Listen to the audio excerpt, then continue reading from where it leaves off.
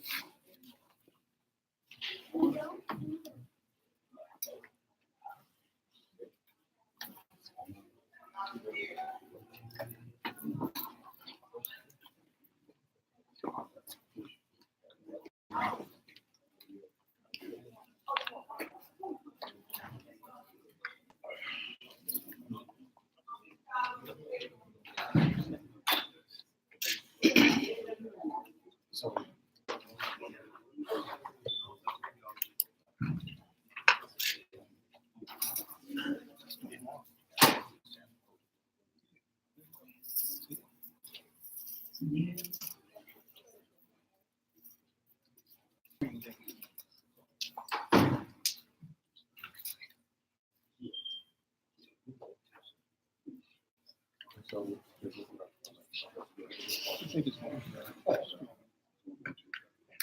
should be also. I think the church might be distance.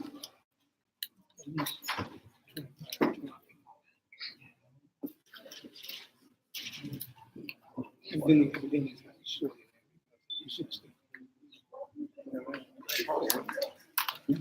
In a minute ago, it's cutting off. Yeah, that's what I'm saying. Okay. You go back to that.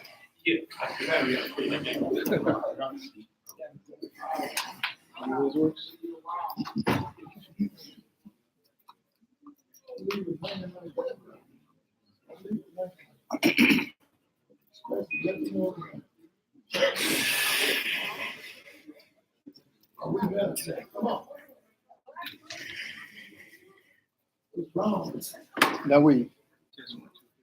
David.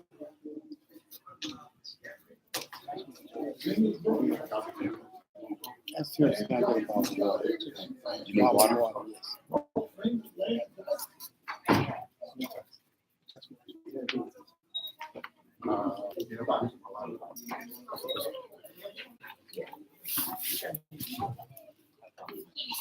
Yeah,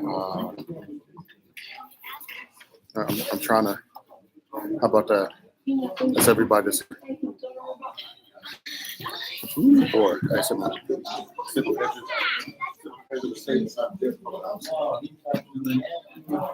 You're being led by the sight of eyes and not the hearing of Okay, how about that? Don't go away, Schultz. Situate yourself where you come from.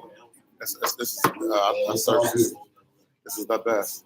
I'm plugged into power. This is by the wall.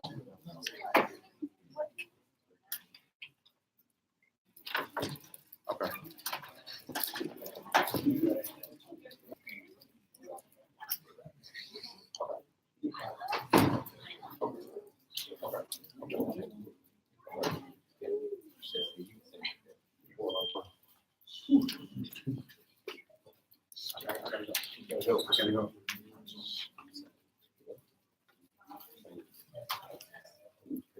So can we all rise, please? Like a shot.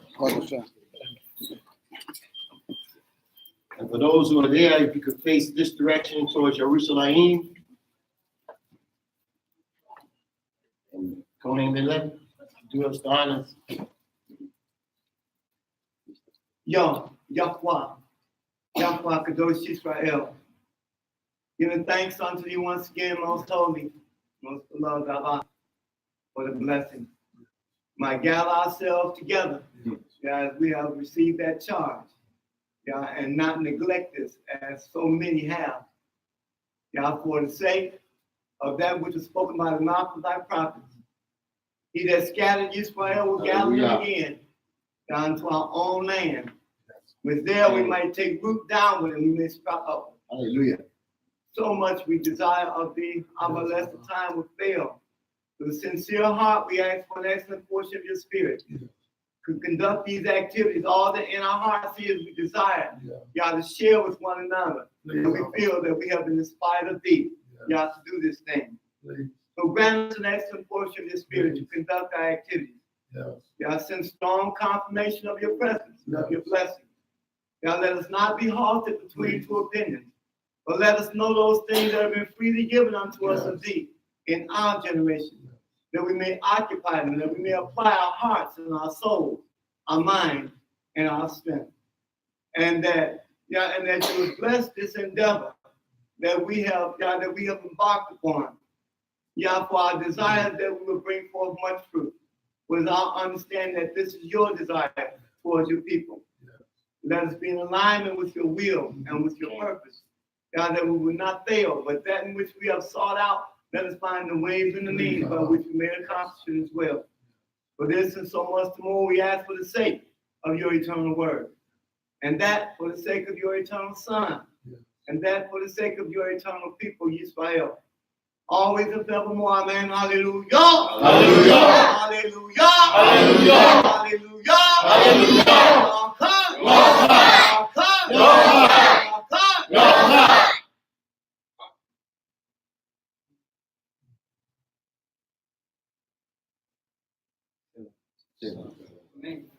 Please be seated.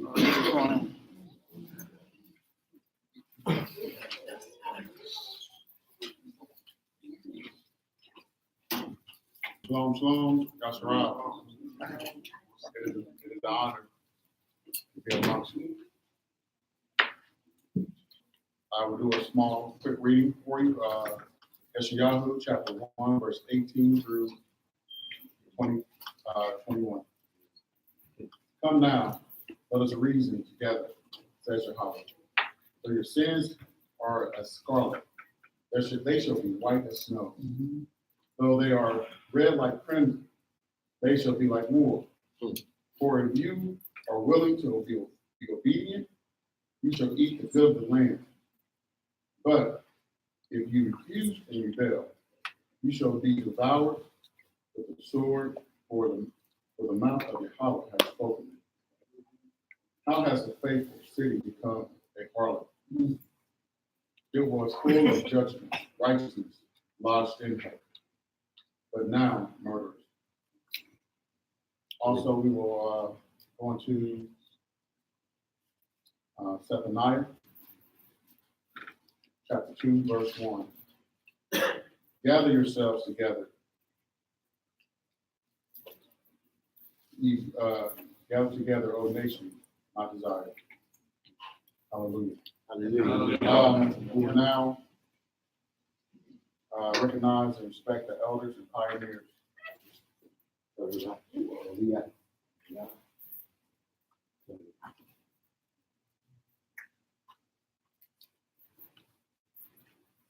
Let me first and foremost give all glory, honor, and praise unto the God of our fathers, God of Abraham, the God of Isaac, and the God of Jacob. His Majesty, the King of the universe, Yahweh. Giving thanks unto Yah Israel for all of those who are elders and pioneers and trailblazers that have gone before us, who set forth an ancient path and the restoration of the things of old. So we've come today, this evening, to gather ourselves to have a dialogue and discussion about a very important topic. This particular moment, I'd like to acknowledge those who have come from Yerushalayim, from the land of our nativity, into the land of the captivity, to speak amongst the children of the captivity. I therefore call upon Sarah Madiel.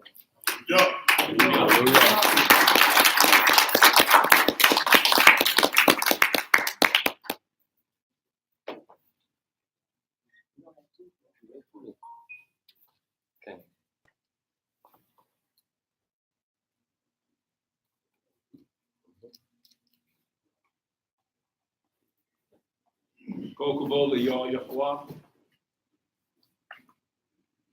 to all of his servants, near and far, throughout the ages, until this day, I greet you, Shalom Aleichem. On behalf of the Holy Council at Jerusalem, the African Hebrew Israelite nation there, Dimona, based in Dimona, I bring greetings from your people, from your family, and as an individual, I have to say I'm glad to be back in the presence of so many familiar faces and to see brothers and sisters that I haven't seen, in some cases, in years. Some thanks to Kohen Habakkuk, maybe it's been less than a year, because he regularly comes on up and brings members of the family. I see some brothers and sisters that I recognize from Facebook. Brother John, hallelujah. I just want to, I'm literally preaching to the choir in some respects. So I'm not going to take too long in laying out what was the impetus for my asking Prince to establish an opportunity to come and address the family. I'm happy that other brethren have joined us here at the dais. Truly, the spirit of what you opened up with about us coming and reasoning together is what is required of us in this day. This is going to happen with or without us. No doubt. I would much rather, and I think we all would be in agreement that we'd much rather it occur with us. Okay.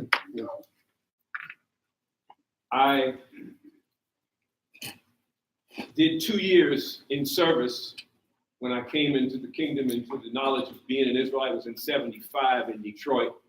Bounced around for a couple years, but it was 77 when I met the brothers and sisters that were sent from Jerusalem by His Excellency Ben Ami to establish a jurisdiction in Washington, D.C. I'm known as the first brother that came up out of that jurisdiction. And in my naivety, I thought that everybody needed to know we was in the land. So when I was sent up to New York to put brothers and sisters on the planes, because Kennedy was the East Coast International Airport at the time. And so when saints would come from DC and Chicago to converge on New York to go up during those high seasons, when we were sending lots of people up around New World and other seasons, I might have to sometimes spend the night in New York. And so I would walk through the city. Literally, I would walk through the city and want to meet people, and found myself walking back and forth on 125th Street, and I see a storefront with the Star of David in the window, and I see some brothers getting out, going up the stairs. I said, man, let me go connect with the brothers and go tell them that we in the land. Like I said, I was naive because I didn't know about all the fractions and the figments and the elements within the Hebraic family. And so the class that night turned out to be a class about why it ain't time. Come on. And I had to sit there and take it because I hadn't gone home yet and stayed. I had just gone for a little 2-week visit and got sent back out. And I hadn't gone through the school of the prophets under His Excellency Prince Dr. Shliach Ben Yehuda. And so I just had to suck it up. In my spirit, I said, no, that ain't really adding up to me because I'm called another kind of way. Nevertheless, I had to deal with that. Like I said, I did a couple years in Chicago, and I tell people all the time that I'll never, ever, I vowed that I would not complain about it being too hot because I did 2 winters here. I was cured for life. I told I'll never complain about it being, and I get tested. Try this, 130. Drop this on, Right. I'm not gonna do it. I got in last night, I hit the loop. I was ducking in and out of Lake, waiting on the ride. And the brother at the CTA said, oh, this is mild. I said, I know. Come on. But I'm glad to be here. I have to tell you why I'm here. Approximately 4 months ago, I had to come to this side for some family business. So I already had my ticket, my plan.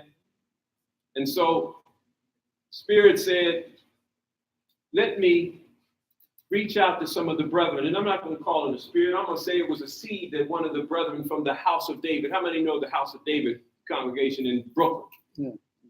All right. And one of the brothers, they had been coming up, I think they told us they've been up 7 times. Sure. Yeah.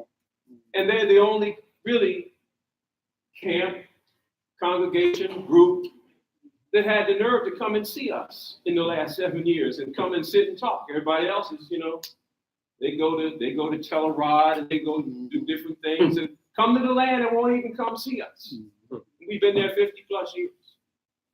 So these brothers came. We sat and talked. And we knew we had differences. We still got differences. But they came and we reached the point where, and to this day, we've never had an argument about our doctrinal differences. Right. And we were able to share what has been created there. Yeah. And on one of the last visits, one of the brothers told me, he said, if we're going to get this together, talking about the bringing together of the family, he said, He said, you all are going to have to help us in Des Moines. He said, you all are going to have to help us do this. Planted that seed in my head. And so, laying on my bed on the Shabbat about 4 months ago, and that comes to me. And I said, while I'm over there, let me go and visit the brother. Did that. Came up from D.C., caught the bus, stopped to see Elder Moses Farrar in Philadelphia. Went up to New York, checking with Rabbi Baruch, who in the past summer now, you got to know things that have been moving now. Rabbi Fournier, on his third time to the land of Israel, he decided he's going to come see us. Rabbi Fournier, never was no rhythm like that with us. And third time to the land, here he comes. With Rabbi Baruch from B'nai Adat, Rabbi Fournier, Rabbi Yeshua. And they came and left in tears, were moved beyond. New season, new spirit moved. Right. So I go to New York to see Rabbi Baruch. They tell me, said, well, Prophet William S. Crowdy's group, the Church of God and Saints in Christ, they're having their 100th anniversary of the 25th tabernacle that he established in Mount Vernon, New York. Okay. Got to go. Right. Found out that the chief rabbi was coming from Virginia. Came, sat, talked. Brother, we held hands for at least 5 minutes, eye to eye. New season. Okay. New season. Absolutely. Left there, went to the house of David, counseled with the brethren there, went around the corner, went to what's the name of it? Prince Sapor. Went to go see Prince Sapor. Shema. Left there, went to Beit Elohim. Left, came back to DC. I can thank Brother Dawid. He called me after I'm back in the land and said, listen, he said, it's a buzz in New York. You need to come back. I said, well, I don't want to come back and then get to dancing all around to, New York like that. I said, let's set up something where we can come and talk. So just this past week in New York, in Brooklyn, we sat and we had brothers from the Moors community sitting there. Okay. We had Rabbi Shlomo Ben Levi there. He couldn't believe it. He had left his wife in the car outside, and he sat in the audience for a while. He said, I just got to go, but I'd really like to witness this. It's a new spirit moving. So what had come to me was 400 years, 2019, even though I don't give a lot of rhythm to the 2019 today. I really don't, because I don't recognize the 1619 date. Why? What do you do with all the brothers and sisters that landed in the Caribbean prior? And many of the camps they have there, the signage still to this day that talks about the Puerto Ricans is this tribe, the Costa Ricans is what, you know how it breaks down. Yeah. So what do we do with that? Because you're talking about at least 100 years prior to that they were landing on this side. They're not part of this prophecy. Right. But we understand that the 400 is a season. Okay. No doubt. And we offer signs and wonders. So whatever energy we bring to the table, that's what's going to make it what it's going to be. But we're not going to be mythical about this, because we know that 2019 will come and go. And except that we come and sit down and strategize and plan and invoke the help of Yah on our side, if we don't get to moving, pray for the guidance, get up off our knees, set in motion a plan, and move in that direction, we ain't got nothing coming. That's just, unless you think something mythical or magical is getting ready to happen in 2019, and if that's the case, then I'm in the wrong place, or somebody's in the wrong place tonight, if that's what we're expecting. So it was on my heart. And the very next day, Sareen, the ministers, we sit with the Holy Council, and I shared with them because I couldn't sleep. It's 3 o'clock in the morning. I'm outlining this idea. Started talking to Sar Adib and Sar Kajrel. Every year annually since 1980, Nasi Shliach held the Holy Jerusalem Writers Conference. Mhm. It was always during the end of the year, always in the end of the 12th month, beginning of the first month, to allow for those who were scholars, who were students, academics, and those who were just on the plantation over here, because that's the time you can get off work. Mhm.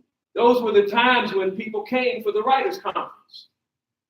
And so I said, well, this year's Writers' Conference is already dedicated to the sisterhood. Plus, for this vision to manifest itself so that we could summon up all the chief men and women, we ain't gonna leave the sisters out of this, summon up all the chief men and women to Jerusalem, down, because it's one thing to have a summit in Gary, right?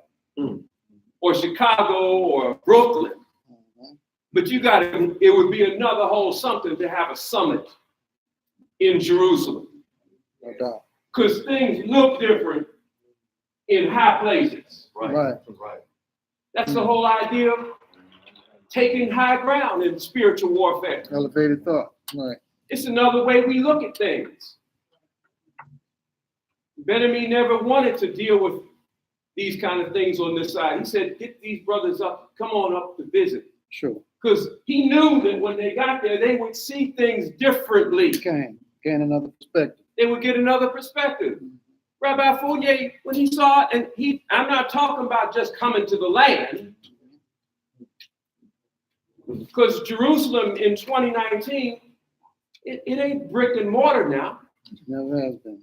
The Jerusalem of Isaiah, the 2nd chapter, coming up, being taught the ways of the Holy One of Israel, and walking in those paths, you ain't gonna feel that in Jerusalem, the city, current city. That ain't their portion.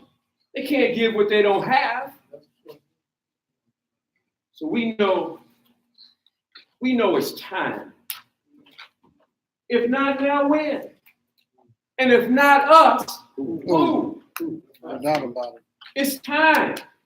So that's one excuse. Can't be used no more. Right. All the 50 years we've been in the land, 50 plus years in the land. So can't nobody say, well, it ain't time. Because we didn't hit, 2019 is around the corner. That excuse is gone. Now what? Exactly. Now what? And just as a confirmation, I had sent a message. I was sister from South Africa that's been in exile over here, and she's got a little group over there in Grand Rapids, Michigan, called the Repairers of the Breach. Been talking to her over the phone for 10 years. Mailed her a God, the Black Man and Truth 8-9 years ago. Okay. Transformed her life. She's been moving in the midst of the people over there. She said, she was coming here, but the people said, you don't need to, she got an affliction, polio. She said, you don't need to go there. Had the brother come here. So I went to Grand Rapids. On the way, in fact, she said, what are you going to talk about? I said, 400 years. So what? Or now what? And so when I'm on my way, leaving, getting ready to go to the gate at O'Hare, Newsweek magazine. Anybody seen this issue? Okay. The latest issue. Latest issue. Yes, America is racist. Okay. Now what? In case you've been wondering. I told? Yeah. Duh. That's right. And Mikael, you were talking about how, I think that was you talking about how, yeah, America's racist, but every billboard and everything you see flashing in front of you is black guys with white girls and black girls with white guys, like everything's hunky-dory. But I read the article and it was like, I knew that they couldn't, again, give what they don't have.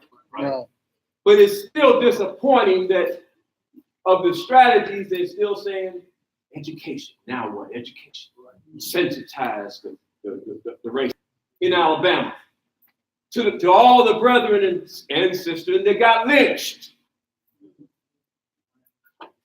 And they ain't passed, the law hasn't been passed on the federal level that makes lynching a crime. Did you hear me? In Alabama, in the town there, 99% of the people going to the 2 high schools there are black. And the 2 schools are named Jefferson Davis and Robert E. Lee. In 2018,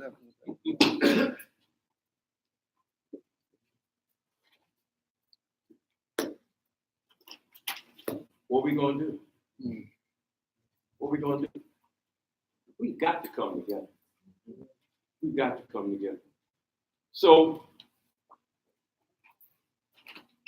I don't have any magic formula. And there's some realities that we confront about moving. But you know what? I've always said this. Brother Haraliel, they clear. They know I've said this. For the brothers and sisters that remain on this side, it won't be any different your leaving than when the first wave left out of here in 1967. That's real. It won't be any different. What do I mean? Mm-hmm. In 1966, when Ben-Ami had his vision, and he started to share that with the brothers in his circle at Albeida Cultural Center. Okay. And he looks up and people, rather than laughing at him, like I know he had thoughts that they're gonna laugh me out of here. But rather than laugh at him, they said, yeah, brother, it's time and we need to, and scripture said we should return the same way we left. And we looked at Liberia, and Liberia had its constitution said it required them to open their doors for our return. Okay. And next year, from that point on, 66 to 67, when they left, brothers and sisters were preparing. Everybody was talking about leaving. Some were preparing to leave. How were they preparing to leave? They were buying tents. They were packing trunks. Them trunks had machetes in them, 22s in them. Wasn't no TSA in those days. They were ready to resolve some issues in the bush of Liberia, in the wilderness, that some folks are still talking about waiting to go to the wilderness. We've been there, did that. Now, you don't have to reinvent that or do that over again. It's not necessary. It's not required. Absolutely.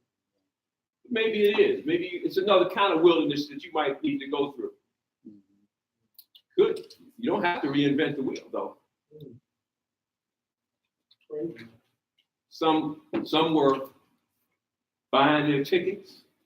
Some were selling cars, selling their houses, consolidating, preparing to leave. And some of the other ones who were sitting there in the same gatherings, in the same congregation, Right. and might have been, hallelujah, yeah, we leaving, yeah. They were buying new cars. That's right. And they were buying new houses. Right. And buying new furniture. Now, what does that say?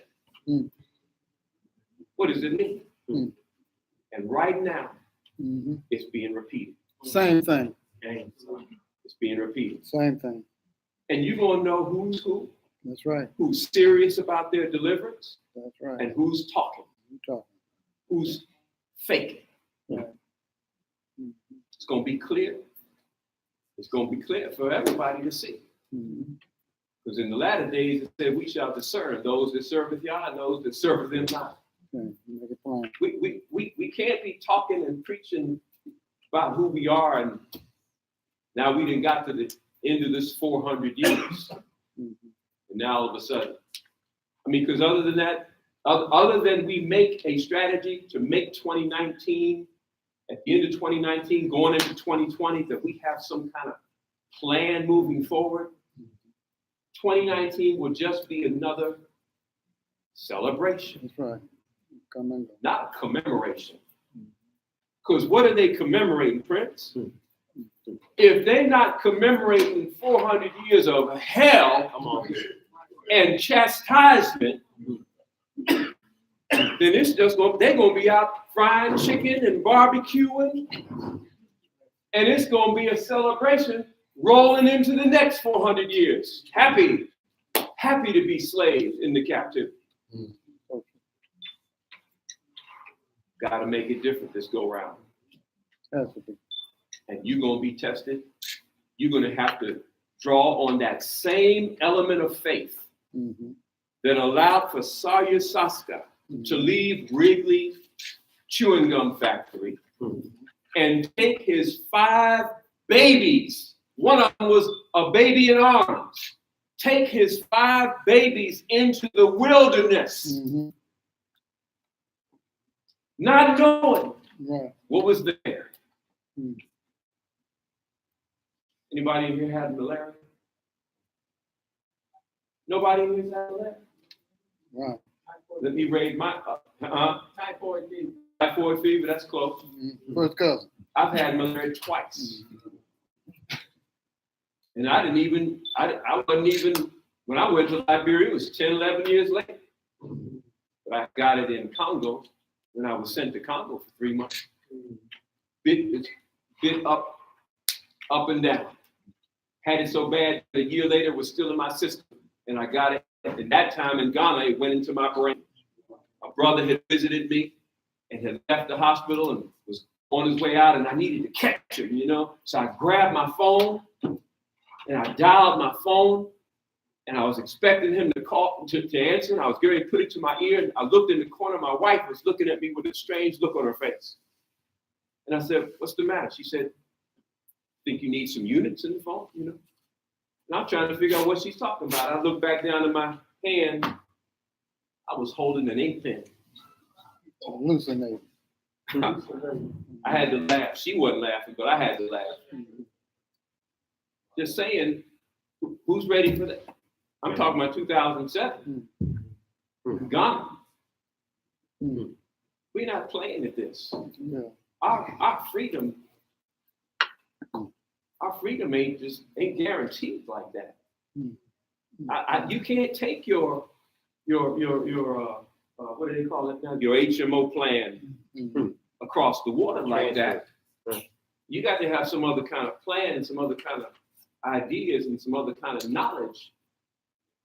And it's going to take us sitting down, and it's going to take us building these institutions that have already been built. Okay. Preventive medicine, preventive health is an institution in the kingdom in Demorne. It's a thought. It ain't a structure. It ain't the building. It's the idea. It's the knowledge. Sure. Organic agriculture based on biblical law, that's an institution. And it's being taught in Kenya and in Ghana. True. Soon to be in South Africa. We want to hear what we're going to do. We want to hear. I personally want, this is not my project. Right. It came to me, but until I had sense enough to know that I couldn't give it to somebody else to do, That's right. it came to me. True. But once we get it rolling, and the help is starting to come. I told Marisha, the help is coming. Sure it's not. There's a response. Sure it's not. And it can't be limited to the KOY. We just got the vehicle and started driving.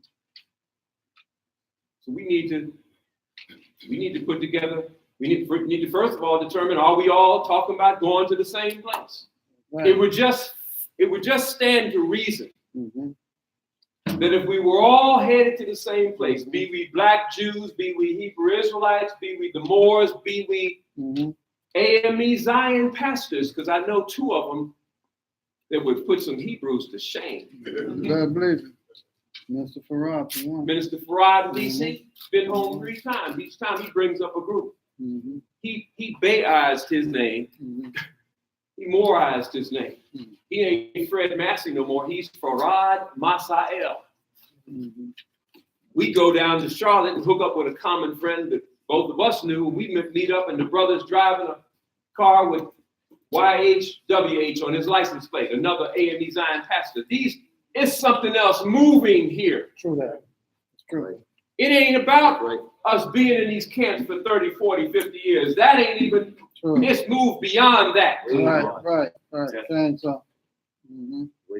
Abba taught us. We gave kol kavod. We gave all honor and respect to those brothers that were laboring and teaching knowledge of identity. True. So he said, but Mhm. since I moved back to the land, Right. we've been developing the knowledge of redemption. Sure. Mhm. Redemption, in building these institutions that we're going to need Hmm. as we go forward. Sure. It wasn't for us like that. It's forever. It's for the family. You did that. Mhm. We riding on your prayers. Hmm. We riding on your prayers. So hopefully out of this, this is more like a fact-finding thing, see where everybody is. We know we got some unnegotiable positions. Everybody start off with unnegotiable positions. But when we sit down and dialogue, we might find out that, wait a minute, my position ain't that Mhm. rigid. Right. Sure. When you explain something like this, or when you figure in these bits and pieces that we all have, Mhm. and brothers and sisters particularly, I know y'all been waiting on this day. I've been waiting on this to happen. Not now. When? Not us. Who? That's what it comes down to. We need to develop us a steering committee. Mhm. So because we're going to need to steer this thing very carefully, Sure. because it's a minefield. Right. That's right. It's a minefield. Maneuver, right? Good All point. of our differences became Right. a curse, Obstacle. obstacles. True. But we did that. Mhm. Now we got to undo that.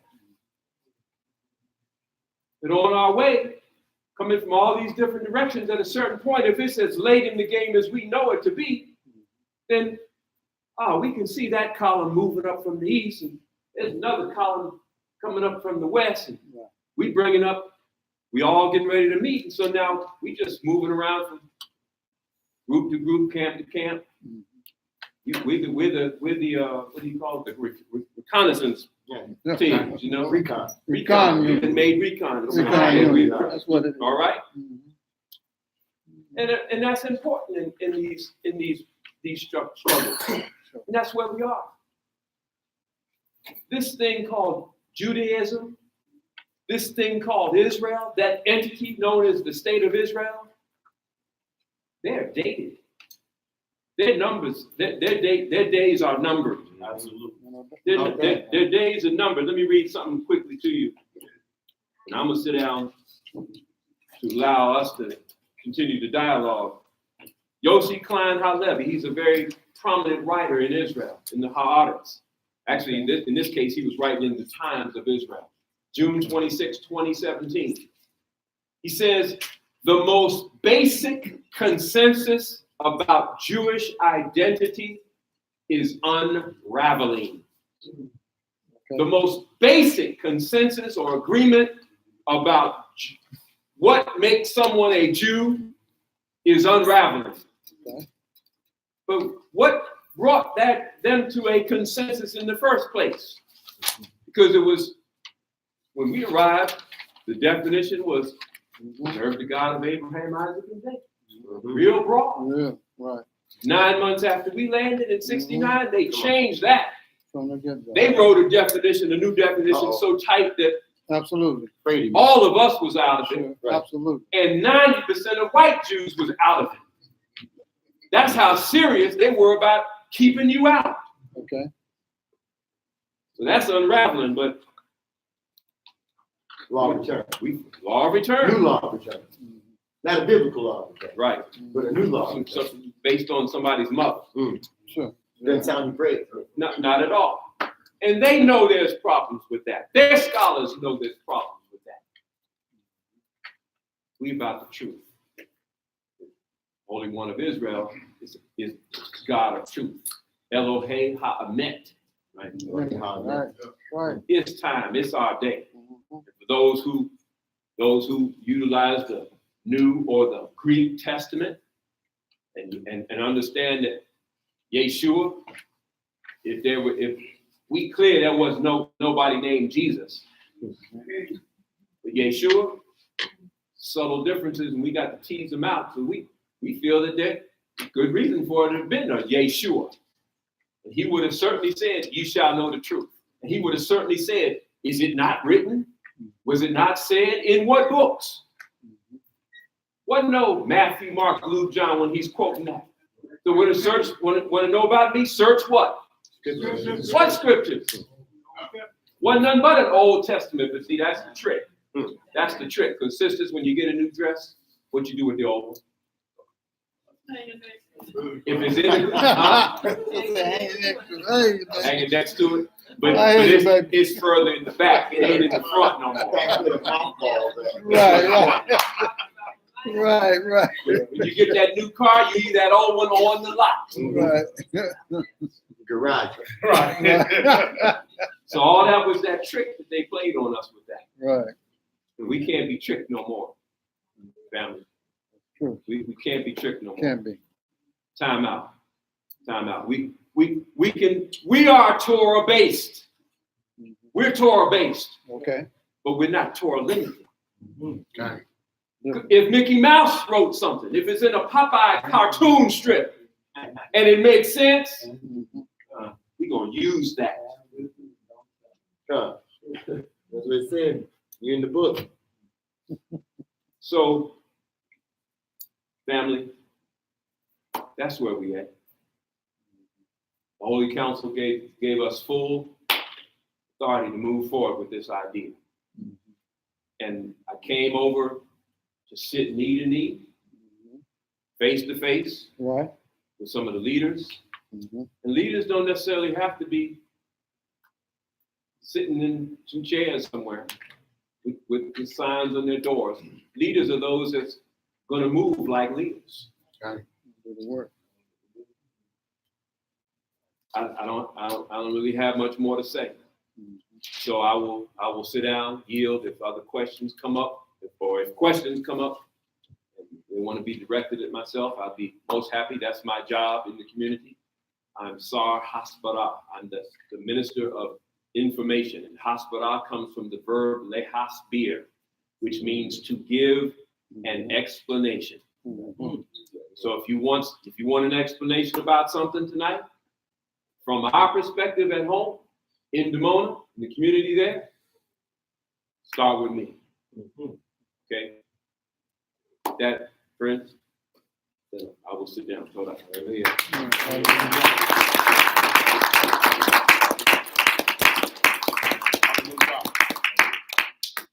I'm in that ceremony, Anaya. If we could, let's please introduce ourselves, starting with Sar Amadiel. It's right here. That was me. And Okay. then all the way down at the end. Or at the end, if you could introduce yourself, who are you, where you're from, and what organization you represent. And just go down the list. Israel, Mount Zion, Bethel, the International Congregation. Hallelujah.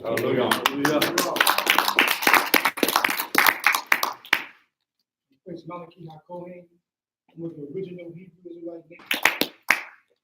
Kohen Habakkuk Ben Levi. I'm with the children of Israel.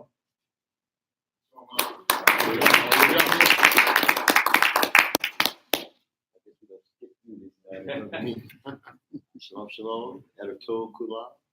My name is Prince Ariel Nikimbiyahu Ben Israel, known as Prince Israel. I'm the Chief Prince of NOI, Nation of Israel Exile, servant of Yahweh the Most High, and a participant with all of the servants here who love the children of Israel.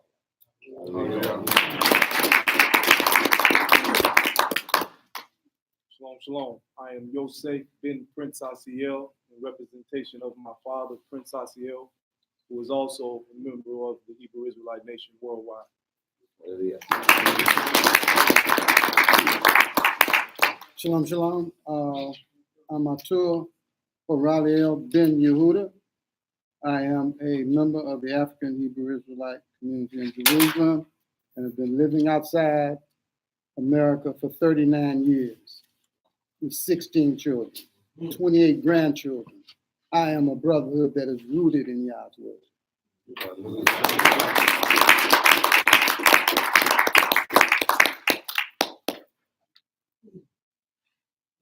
and we're now into the question and answer portion. Does anybody have any questions? Come on now. Somebody got a question.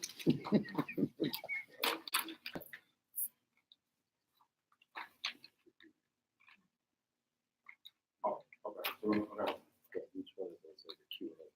Okay, first we'll start with the 400-year prophetic timeline, 16, 19, to 2019. Anybody have any questions about that? We're gonna go the prophetic 400-year timeline, 1619 to 2019 in America. Anybody have any questions about that? Any? Let me ask you something, if I may. Okay. Hallelujah. Where do you stand in regards to the study sheet 15 in comparing to Malachi? Which one do you put on what? Ezra, I'm sorry, could you just raise your voice a few octaves, because we can't all hear you up here. Oh, really? Okay. You hear me? You got that authoritative voice, but it's, the acoustics in here. Okay. All right. Just come on. Come on. So my question is, where do you put Genesis 15 in relationship to the Genesis 15 gets more precedence than Matthew 24? Because Matthew 24 is that which he tells us to look for his return, right? And also in Matthew 24, he tells us what to look for prior to his return. Do we get that in Genesis 15? Right? Messiah says, I am the Aleph, one. And he says, I am the Paul, the 400. Yeah. How do you correlate that statement that he made, Messiah, 1 and 400, in the times in which we live today? Hallelujah. Could you give us the verse in Matthew 24? Let's talk about that. That's out of the discourse. I know which book, and I know he's on Mount Olives, on the specific verse, so that everybody who, can go beyond the earshot can pull it from the scripture Okay. and see it from the Besora, specifically what he's talking about, So, so that we just don't glaze over the surface. absolutely. Okay. Good point.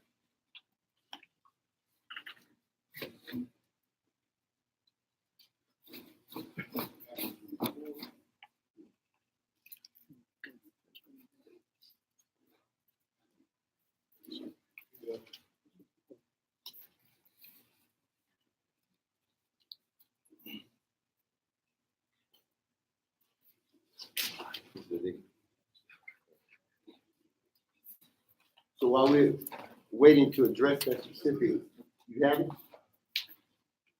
Yeah, Matthew 24, verse of scripture.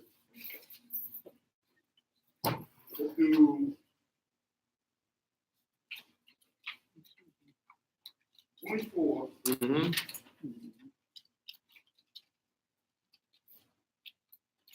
through 29. So there's 5 verses of scripture within there Right. that the master gave regarding what to look for concerning his return. Right? Mhm. And then reading, understanding, and knowing that there's no new prophets. There are new prophets. Hallelujah. There are no new prophets. Mm-hmm. So if you prophets put together according to what is happening in the world today with that which is spoken, that's what we believe, isn't it? Mhm. I mean, practically, we have to have something that we can tangibly put our hands upon and put our eyes on so that we can have a belief regarding this which was written so long ago. Right. Right? Mhm. Hallelujah. Right. So his question is regarding to, may I read it? Absolutely. Matthew chapter 24, beginning at verse 24 through 28 or 29? We're not. 29. And it reads on this wise. For false Christ and false prophets will arise and show great signs and wonders to deceive, if possible, even the elect. See, I have told you beforehand. Therefore, if they say unto you, look, he is in the desert, do not go out. Or look, he is in the inner room, do not believe. For as lightning cometh from the east and flashes unto the west, so also will be the coming of the Son of Man be. For wherever the carcass is, there the eagles will gather together. Verse 29. And immediately after the days, or rather immediately after the tribulation of those days, the sun will be darkened, the moon will not give its light, the stars will fall from the heavens, and the powers of the heavens shall be shaken. Now, in comparison to Genesis 15 regarding the end of the 400 years. Right. So is that open collectively to everyone, right? Up Absolutely. here. Absolutely. So which one? The question is which one? Just We very give clear, credence to, very clear. right?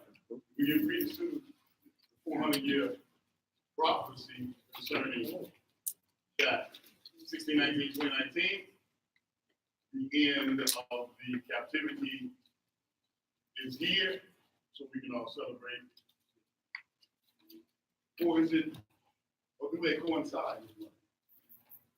Do they Who wants intertwine? to take that first? All right, there's two. There we go. Now, let me say this before we all get all into this. Everybody is permitted. We encourage everyone to ask questions, at least 2 questions, and then do it in a timely manner. Mhm. Let's put some parameters on it Thank you. for time factor. Because though we have the place as long as we respectfully would like it, we want to do things decently in order. With that being said, let's put forth the questions, let's get some answers. And then if there's another follow-up question to the same subject, let's do that. And then move to the next point, which one of the topics is on there, so that you can get some information and feedback from everyone. Look at all the hands. Okay, we're gonna definitely need another moderator to help you. All right, so go ahead. Whoever has the first response to, and that's Ezra ben Shalatiel ben Israel. Doc? Raise your hand. You know, using the Marine Corps, they say don't volunteer. Gotta ask you something else, but that's okay. I got a little broad shoulder. All right, go ahead. Truth of the matter is concerning those 2 scriptures, they're coming from 2 different standpoints. Genesis is not talking about his return. A lot of people mix up the end of 400 years. Mhm. Exactly what his return. I'm saying, and I got buku of scriptures to break that down, that it's a prelude to it. It's a prelude. When I'm saying prelude, I mean it's a pre-event that's leading up to the last day. And that's not to say that fulfillment of Matthew is not going to take place. I'm not saying that. What I am saying is that sometimes you can even have 2 scriptures right above one another. And in between them 2 scriptures, you can have 4 or 5 years, you can have all that shit before it's fulfilled. Good examples in the book of Daniel, chapter 9, where it talks about, I think that's about around verse 25, 26, where it talks About about, 70 weeks of years. yeah, where it talks about the chosen people being chased out of Jerusalem. First, it talks about the crucifixion of the Messiah. We know that took place in 34. Then it talks about, and that's about in that same verse, about the temple being tore down and the people, us as chosen people, being chased out. So that was, the crucifixion was in 34. The Exodus was in 70. That's 46-year difference in the same scripture. So what I'm saying is that both of them, in my point of view, not just, just a lightweight. I know I look at people, I really don't weigh that much. And the truth of the matter is, both of them are to be fulfilled. Both of them are processes that are to be fulfilled, but they're not identical. So if somebody's looking for the Messiah to come back tomorrow, you're gonna be a little bit disappointed. That time is a little bit off. We still got a little bit more work to do. He knows what he says. We still have to tarry and be endured with power until he comes. Now that's my take on it. And forgive me if I name is Matthew, who does Israel. Scripture, sorry, he told it about the Genesis, said 40 years. The scripture says 40 years, and it says after 40 years that he would deliver, but it also says that 40 years that he would judge the nations. Oh, he's judging, right? No, excuse me. Okay. 19 was supposed to be 40 years, but then again, we started here before that period of time, so we could be in the judgment part right now. But at the same time as that, it says after that, in the same verse, it says that in the fourth generation, that they would come back to Israel. So, and after that, what is the generation? What is the fourth generation? Well, No, I'm just saying in essence of the scripture. Because the conversation, because it's the 40 years, a time of judgment. Okay? Then after the time of judgment, then we leave here. Not before then. Not before. Then that's scripture. He quoted back before and everything about when he says in the east and west and everything, that'll be in that period of time right there. That's what I'm saying it could be. It can't be at the beginning. 400 years cannot be at the beginning. No, the verse he was talking about when Yahshua said that, don't look for me. When they said I'm in the east, I'm in the west. There's lightning strike from the east and it shines in the west. That's scripture right there. It says that when he said that he's in the desert, don't go there because I'm not there. I agree with that. I agree with that. This is what I'm saying. Is that when there are many prophecies that have to be fulfilled prior to Yahshua literally taking his throne back on earth. That's all I'm trying to explain. Right. Okay, Then you go so to the period of time of Jacob trouble. that's what I'm trying to explain to you. Right. We're not even into those Exactly. 10 years of I'm not saying you're right. You're not there. that's all. Okay? Like today is today, tomorrow is tomorrow. I'm not going to be sitting up here saying, tomorrow, I'm going to do this. When the word clearly states that today is fighting of issues of life for itself. So I just don't want us, there's a whole lot of different doctors out there. And I mean, I spend, 6 hours a day just smashing down fake, phony doctrine. I mean, I'm so sick and tired. But the truth of the matter is, we have to come on one accord. We do have to take our time to, guess what? We like what we're doing, answer stuff out. I'm just saying that although they're in the same parameters, they're not next to each other like this. It's a little space in between these. Okay? Okay, Yeah. okay, Yes. we have one more time for one more question. Then we have to move to the next topic. Please. Right. Shalom. Sorry, you and I have spoken about this at home. I think what we have to do is frame this from the best point. I've been a teacher of prophecy for the past 25 years with a congregation, I will say, from content, context, and applicability. Content prophecy, okay? The context, and is it applicable? I'm not saying we shouldn't be discussing what my brother just brought up, but the context of it doesn't have current day applicability. If we're looking at 2019 relative to the end of a captivity, does that mean by definition that we are now going to be allowed by Yah corporately to return to that land? I think, again, the content of this has to be looked at in terms of what is the applicability of a Genesis 15, 12 to 21. And then now in 2019, as we open up, what now? From a practical vantage point, Absolutely. how do we move forward? Because as a leader, I'm a part of the New World Redemptive Scholarship body of the African Hebrew Israelites from Jerusalem. One of the things that we've been talking about is, okay, how do we prepare ourselves for the coming of the rest of the nation of Israel if the nation understands the fulfillment of this prophecy to be 2019. How do we prepare ourselves for that? Okay.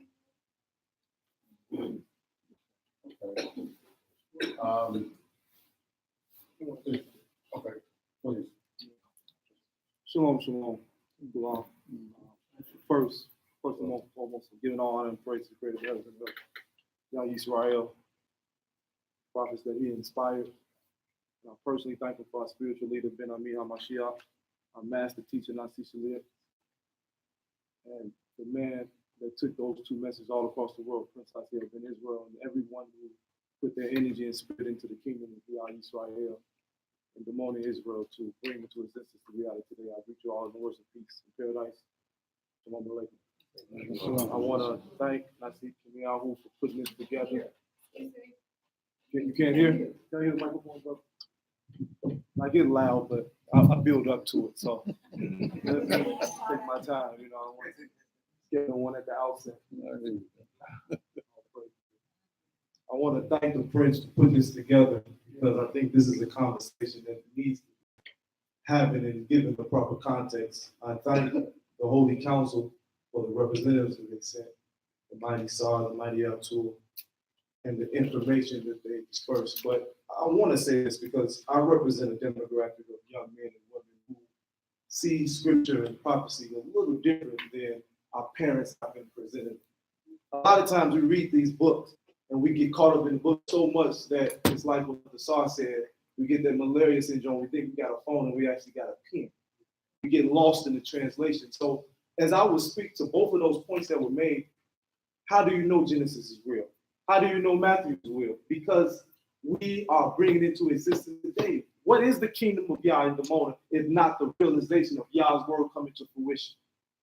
We have to look at the signs that God has given us in this day and time. The men and women have fulfilled that will, have fulfilled that prophecy. These words don't mean nothing unless men and women come together to fulfill them. So yes, we know the Messiah has came because he gave us a message, and not just a message. Men and women moved on that message. People left Babylon, left hell, left captivity, and reestablished in the Holy Land when it wasn't even a thought or a figment in anyone's mind. That's Yah. That's not nothing that's a fable or a fallacy. This is real. So I'm saying let's look at this in a different light. As we put in the context of 400 years, yes, there were men and women here before 1619. But we can say for surety at 1619, they were officially slaves at that point. But we can say in 2019, yeah, it was a process to make them slaves, but it's also a process to practice freedom. So it's not a coincidence that the 50 year of us being as a people in the land coincides with the 1619 to 2019 400-year history. We, for 50 years, have been preparing for this day. We have worked out the kinks. We know how to have a nation of righteous men and women. We made mistakes, but we made a lot of successes as well. And we stood on that foundation. So now the message today is not what we do, is how do we plug into that reality? How do we connect back to truly having a land, language, and culture so we can practice our freedom? That is the conversation we need to be having today. Not whether this scripture is relevant to that scripture or that. You're going to lose the youth. You're going to lose the people. And you got to have generations behind you coming to this to want to fulfill this work. But you can't get them caught up in prophecy if it's not practical. So I'm saying as we continue to have these questions and answer period, let's listen to the Sar, let's listen to the Prince, let's listen to the Kohen, let's listen to the Abtul and everybody else who speaks who have this information. But let's make it functional and practical because that's what the kingdom represents. Anybody can teach you the Bible. Anybody can tell you Genesis to Revelations and their interpretation, because in most cases, that's what it is. But very few men and women have the ability to bring the scripture alive. That's why I represent my father, because I seen a man who took the word of Ben Ami HaMashiach, who took the teachings of Nasi Shalir, the inspiration of every man and brother and sister and child that he met, and brought that into existence. He never stopped working for none of us. And none of you have never stopped working. That's why we're still here today. But we have to come to the conclusion that it's going to take all of us. And we ain't all got to agree. That's not the point. And we all don't even have to have the same ideas. It's not the point either. But the point is we can't be adversarial to each other. We can't let doctrine and our own personal inhibitions be an impediment going forward. We have to put in context what God means in this day and time. And that's us. That's the fulfillment of the prophecy in the kingdom of Yah. And Ben-Ami doesn't have the validity if we don't keep his name alive by the work. Now, see, Shalit doesn't have the validity if we don't keep his name alive by the work. The prophets of old don't have no meaning if we don't keep their work alive. We can't say we love Abraham, Moses, and Jacob, and we love Joshua, and we love the men of Scripture if we don't love each other. We are those men and women of old in this day and time. We are the New Testament. We are the New Scripture. So let's act in that accord and let's move in that manner. And I tell you, as we did the first 50 years, the next 50 years is going to be 10 times more. So I just want to say that thank you for giving me, indulging me.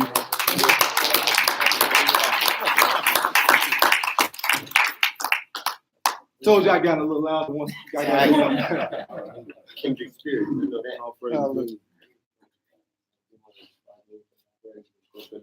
Okay, anybody else want to respond to the question that were asked? Very quickly, I just want to add, Nasi Chile taught us that, and you didn't deal with that scripture in the beginning, but go back to the question that he was asked. He was given an answer at that point. Yeshua was given an answer in Matthew 24, but the question was asked, and the question was, tell us, when shall these things be? And what shall be the sign of thy coming and of the end of the age? Right, And there's another mistranslation there. exactly. It's not Come. what shall be the sign of thy coming, but what shall be the sign of thy presence. And that's a huge difference Right. because coming is always Anticipation. presence Anticipation. in the here and now. Right. And so when it talked about the different plagues, pestilences, earthquakes, and other effects, that was a testimony that that spirit was here. To do this subject justice requires a seminar because you talked about Messiah. And even the concept of a Messiah has to be broken down in a Hebrew context so that we can be on the same page as we move forward when we talk about this Messiah. Because you got a messianic personage and you got a messianic people.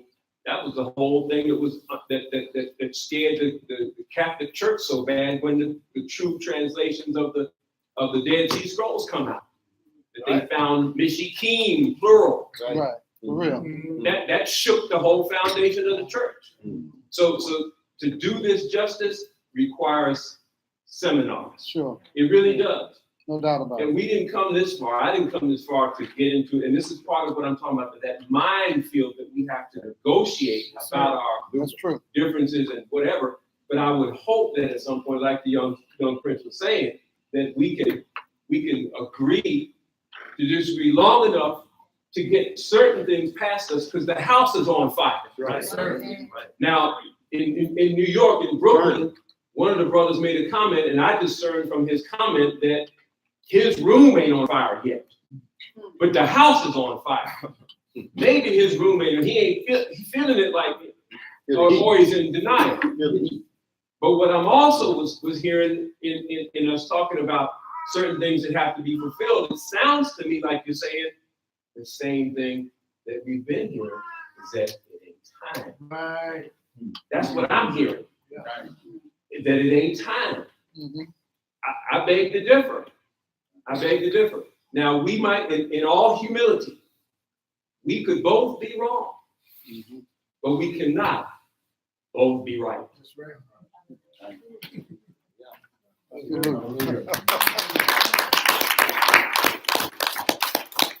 Any other elders have anything to add to that? Okay, we'll now move to the next question. What is the exit strategy? Does anybody have any questions they want to ask about the exit strategy? What that looks like? Thoughts, feelings? Will it be on vote? Good question. One of the elders want to second? Not in this day and time. Will it be on the what? The question is, will it be on the vote? Vote. Yeah, how many days? Go ahead, Brian. Airships. Vessels. Good night. Good night. You came in on ships, not boats. Yeah, I mean, I project myself. Okay, regarding the question about exit strategy. After nearly 40 years personally from being outside of America, and I come back and forth on a pretty regular basis, interacting with the community and brothers and sisters throughout the cities that I travel to. And this idea of exiting America at this particular time, well, it sounds good. It sounds good, it sounds Hebraic, but when it comes down to it, I think the same courage that we used to have, that I had in 1979, to send a pregnant wife to Israel before me, based upon something I had not seen. Today, you got all kinds of assurances.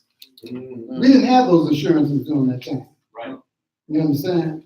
And I think one of the greatest impediments to this exit idea is the comfortability of this environment that America's created in the minds of our people. Now, I'm gonna talk very frank and very honest because that's how I talk. Yes, sir. But when it comes down to it, we're living in a different age, brother. There's more things for you to see that have been fulfilled prophetically in this day and time, in this environment of America, that would seem like to me would make people be more prone to, I gotta get out of here. Come on, say that. I mean, what future does your children have? No. What do you really think? The future that your children have, and you're sitting, and we're sitting around here reluctantly accepting the challenge of moving out into another environment that's unseen. We talk about it all the time. The fear factor is real.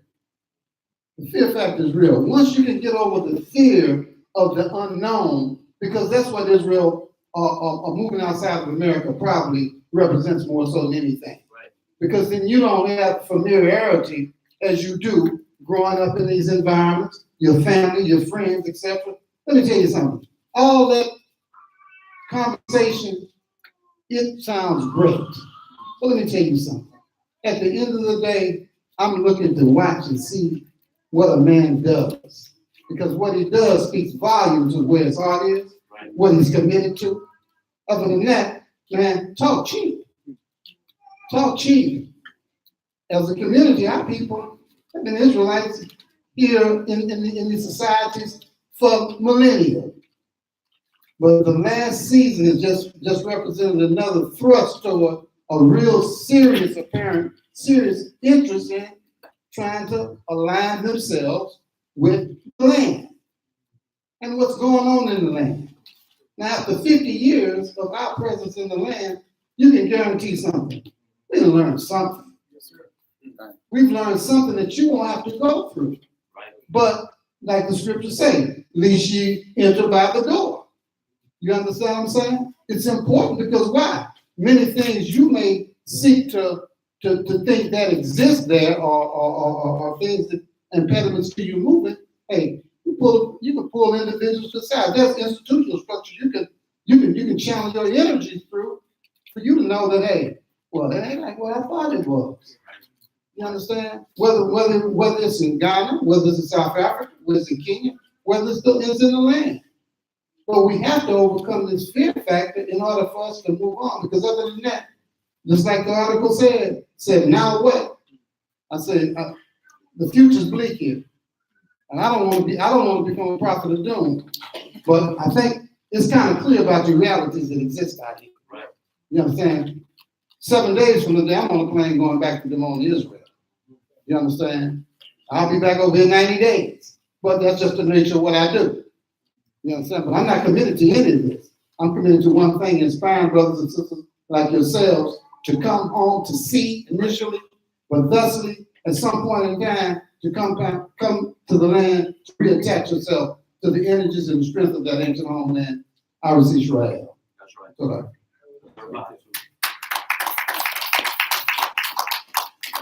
Anyone else?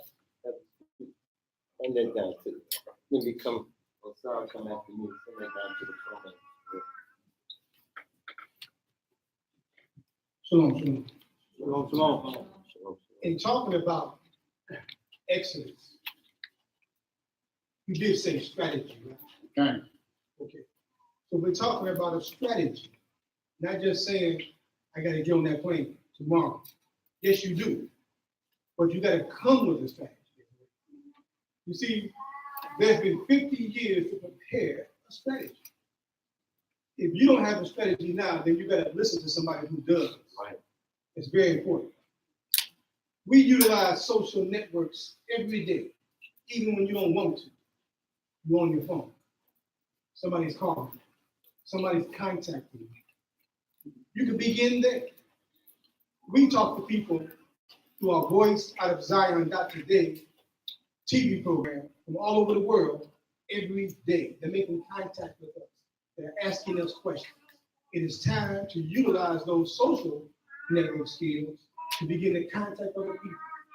It's time to put together engineering and technology backgrounds. You see, you've been holding this beast up all this time. That means you had a position somewhere, even if it was the doorman. But you've been holding this beast up all this time. That means you know something. You got something. It's time to utilize what you know, put it in some kind of alignment or order, and begin to execute that knowledge. Begin to use that great substance that you've been given already unknowingly to free yourself from it. If you got technology skills, if you got network skills, if you got engineering skills, utilize that background. If you got accounting skills, time with other accountants in the continent, time with other engineers all over South America, Brazil. Begin to utilize those skills and network those skills and to reach out people and organize a structure of transition, getting on a plane and hoping somebody can handle you when you get there. It's a prayer. Nothing wrong with prayer. But it also says you got to do some work too. That's right. Okay, prayer without work don't mean anything.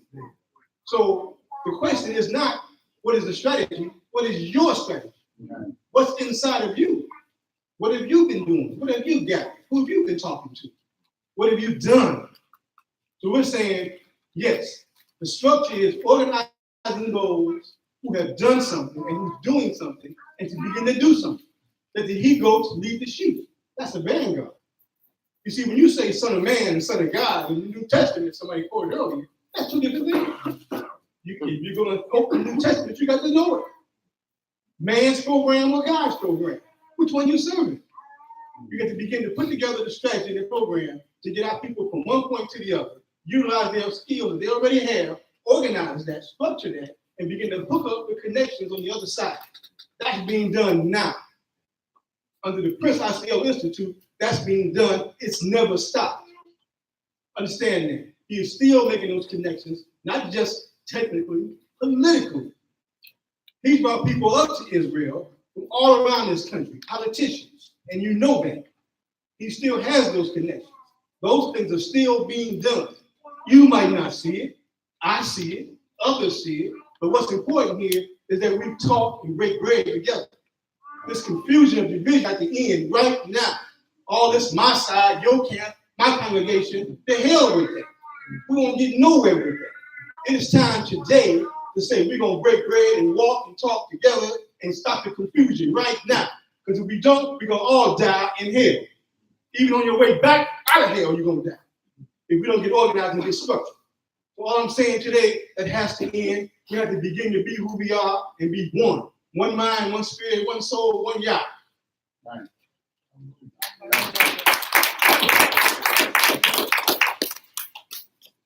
Real quick, Moray Yaziyaku. I came first out there. That's like it. It's like you be on ownership. And you can be off before the second half. That can be all right. Now, let me put this a little bit differently. Not everybody, or not just one person, or one community has the entire puzzle just right. You have a jigsaw puzzle? Take that box with the jigsaw puzzle, turn the box over, and all the puzzle pieces fall on the table. The objective is to put the puzzle together to form the complete picture, not a partial picture, not a semi resemblance of what you think the picture is, but the picture. With that being said, when you turn the box over, some of the pieces, when they fall out, some may fall upright so that you can see the surface of the picture, though it is a jigsaw puzzle. If we're wise, you begin to put sky together and maybe some sides where there's some trees and some shrubberies. And then if there's a shoreline, you start putting the shoreline together. And then all those pieces begin to fit in their proper order or place, because the objective is to what? Create the puzzle into a picture. All right. 400 years. 400 years in a strange land among strange people. Now we might differ of if it was Egypt, and we may differ and say, it's this captivity in America. But whatever the case, where Israel is at, they shall be in servitude and affliction for 400 years. So I'm in captivity. And I can assure you, before you go home tonight, you're going to read something in the news about one of us either being shot, murdered, or killed in this land. I can assure you of that. Huh? 400 years. Servitude and affliction. And then Elder Ezra said, well, what about this in Genesis 15, 13, 14? Because it says at the end of 400 years, you do what? You what? You come out, right?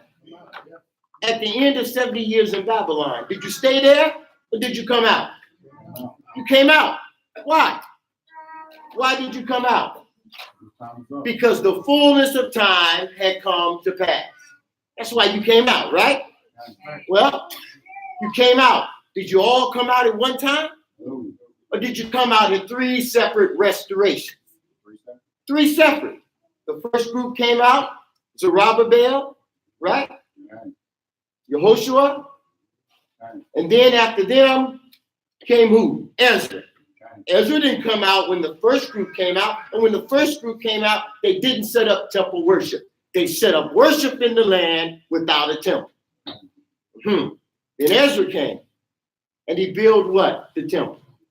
Then the third restoration, the Kimiyahu came and he did what? Rebuild the wall. 1 captivity, 70 years, 3 restorations.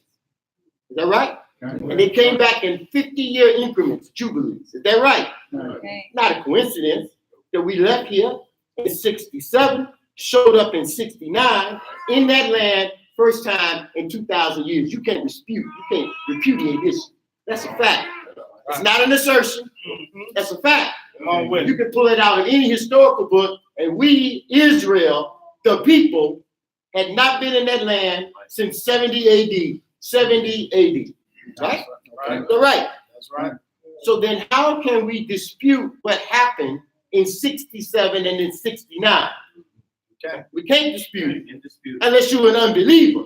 Then you can dispute it. And then that would say to me, you're not operating off the spirit of Yaakov Israel. You operate off the spirit of Dathan and Abiram, because you've been shown the land and you're supposed to say, we can take the land. That's what the scripture says. But you come back with the old niggitudes to say, I'm an unbeliever because I don't believe the doctrine. Well, the doctrine is a doctrine of truth. You can take Ha'emet or you can leave it alone. It's just that simple. Why do I say that? Here we are in 2018. And I remember in 1986, the elder said, well, we're waiting for y'all to show us that we're in the times of Lot. Okay, 2015, Barack Obama passed same-sex marriage. Right. What was the times of Lot? I'll tell you what they were. Yahushua, Yehoshua said, as it was in the days of Lot, so shall it be in the days of the coming of the Son of Man. What were the days of Lot? Homosexuality, sodomy, right? Pedophilia. In the days of Lot. Don't you have that today? Absolutely. Wait a minute, no, Prince, that's always been around, but you missed the story of Genesis. Because Lot said he sat with the elders of the gate, and when you go to Yasher said that the elders of the gate, which represent the leadership of Sodom, Gomorrah, and Admah and Admah, were the ones who were the endorsers of the pedophilia. The endorsers of the homosexuality was in the government, from the government. You can't tie them scriptures together. You're in the days of Lot. I'm telling you what days you in. Now you waiting what you gonna be like is Lot's wife. You gonna hold on to this whore and you're gonna be turned to a pillar of salt. That's what's gonna happen. You know what I'm saying? What are you holding on to? You are holding on to the social construct of the education system, the economic system, their worship system, their political system. You holding hands with the whore, but you say you want to come out. Forget Revelation 18:4 and let's get to moving. That's the exit strategy. Come out of her, my people. Does it tell you to stay in? Well, I got a clip for you, and the movie is called Get Out. Get out. Was that not the message in the movie Get Out? Wait a minute, hold for a second. Somebody give me a spoon. Oh, you in the DE place and you don't recognize where you are. You're in the sunken place. That means you're going to begin to degenerate and continue to do what? Descend. That's what's going to happen here. So when they say come out, the word is aliyah. Why won't you go up on high? It's telling you time to come out. The exit strategy will not happen overnight. A legitimate, I'm loud. If you don't like it, then get up and leave. Yes, Anybody know me for 30 years know this who I've been. I'm not going to change who y'all made me to be because my objective is to stir you towards the promised land and you not be like Dathan and Abiram and Korah and open up your eyes in a pit somewhere. That's what this is about. I'm going to tell you straight up, it's time out for the foolishness. It's time out for the separate doctrines. It's time out for Esau, the white man. It's time out for the flat earth. Here it is, flat. And I told you the earth got hills and mountains. What are you talking about, flat? And I ain't off point. Just want to make it plain to you all. Be crystal clear that the objective is where? Zion. The holy land of our ancestry and nativity, right? Yahweh said to his prophet, up Zion, flee out of the midst of the daughter of Babylon. Every man or woman save his or her what? Own life. You better work out salvation for yourself and fear tremble. That's what you better do.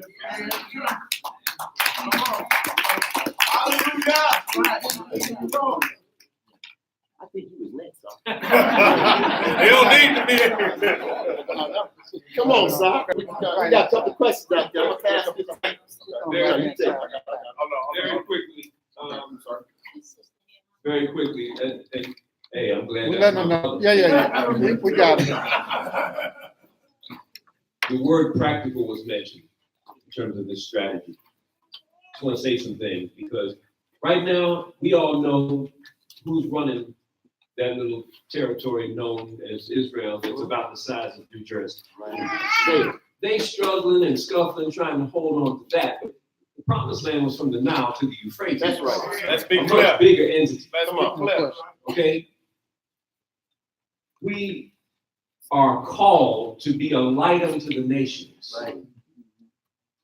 We are the garden that we were blessed to be planted in. Come on. Was eastward in Eden, in paradise. Okay. That means, fast forward, that means that Africa is paradise. It is Eden. Y'all know that? Let your teachers deal with that. That's right. Eden is the paradise that we've been promised. We might not all be able to get to Israel. You can come and get your little 3-month visa and you can come and learn and observe and study and feel the land. But the reality is somebody else is at the gates right now. But I said earlier that it's being challenged and it's being challenged at every front. It's Africans knocking on the door, banging on the door, left and right, in the personage of your brothers and sisters there, in the personage of the Ethiopians there, in the personage of our building relationships with the Afro-Bedouins and Afro-Palestinians that never left there. Right. In the personage of the migrants, the asylum seekers, the refugees that they had the nerve to call infiltrators. Right. There was no fence at the border of Egypt until 50,000 brothers showed up. That's right. What does that tell you? They are terrified of the black man. No. That's what it says. And we understand that. That's another whole dynamic. The reality is, we might not all be able to go there and stay right now. But it's overturning. They're going to have to figure out a way to accommodate us. Rabbi Fournier the other day said, it's 40, 50 million Igbos. Right. That's a fact. That's true. 40, 50 million Igbos. They're terrified of that. That would change the dynamics all in one swoop. They ain't getting ready to go nowhere though. They're not going anywhere. The Igbos ain't getting ready to leave. The Lemba aren't getting ready to leave. That's right. The Ashanti ain't getting ready to. Anyways, we can go on and on. And we ain't getting ready to leave and go nowhere. But our future is in the Edenic lands. And we need in this redemptive process, in this Exodus, we need to follow our cues from Yah. Follow our cues and stay out of his way. That's right. Our cues are that when Mos Def went to South Africa, and he come checking out, and his passport and his visa had expired, they gave him some hassles. Sure. But the brother whose name is Malema, Juju Malema, Julius Malema, who's part of the EFF, the Economic Freedom Fighters in South Africa, he came out and said, "Them the kind of people we need to have here." Now, coming elections in 2019, they don't tell him how many more seats the EFF is going to have. I'll be there in a few weeks. I'll be down on the ground 7 weeks there. Already lining up a meeting with them. Because these brothers and sisters are ready to receive us. Because it says we ain't coming out of here empty-handed. Exactly. The substance don't necessarily mean some gold and some dollars, because they're going to change that currency over.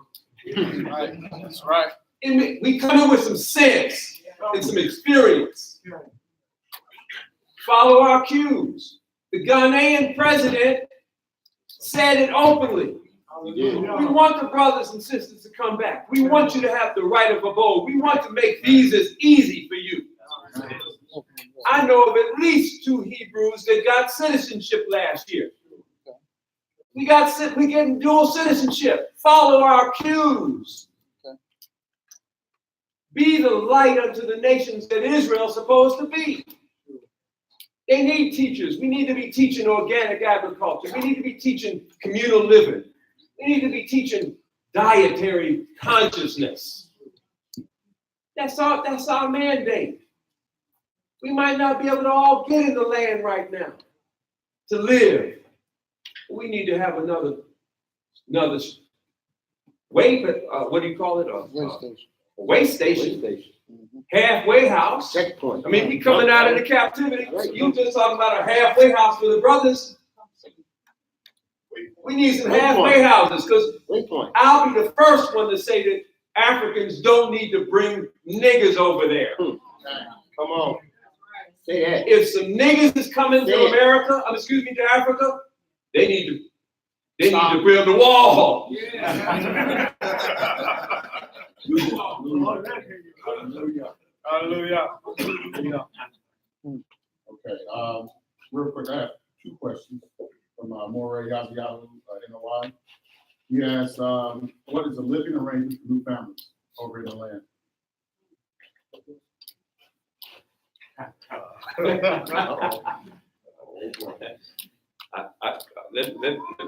I'm looking at the brother that was just there for, how long were you there? 3 months. And I'm looking at my brother over here who's part of the housing committee.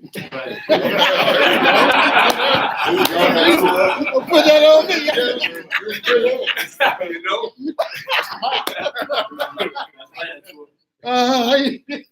Because I just told you what the reality is now. Right.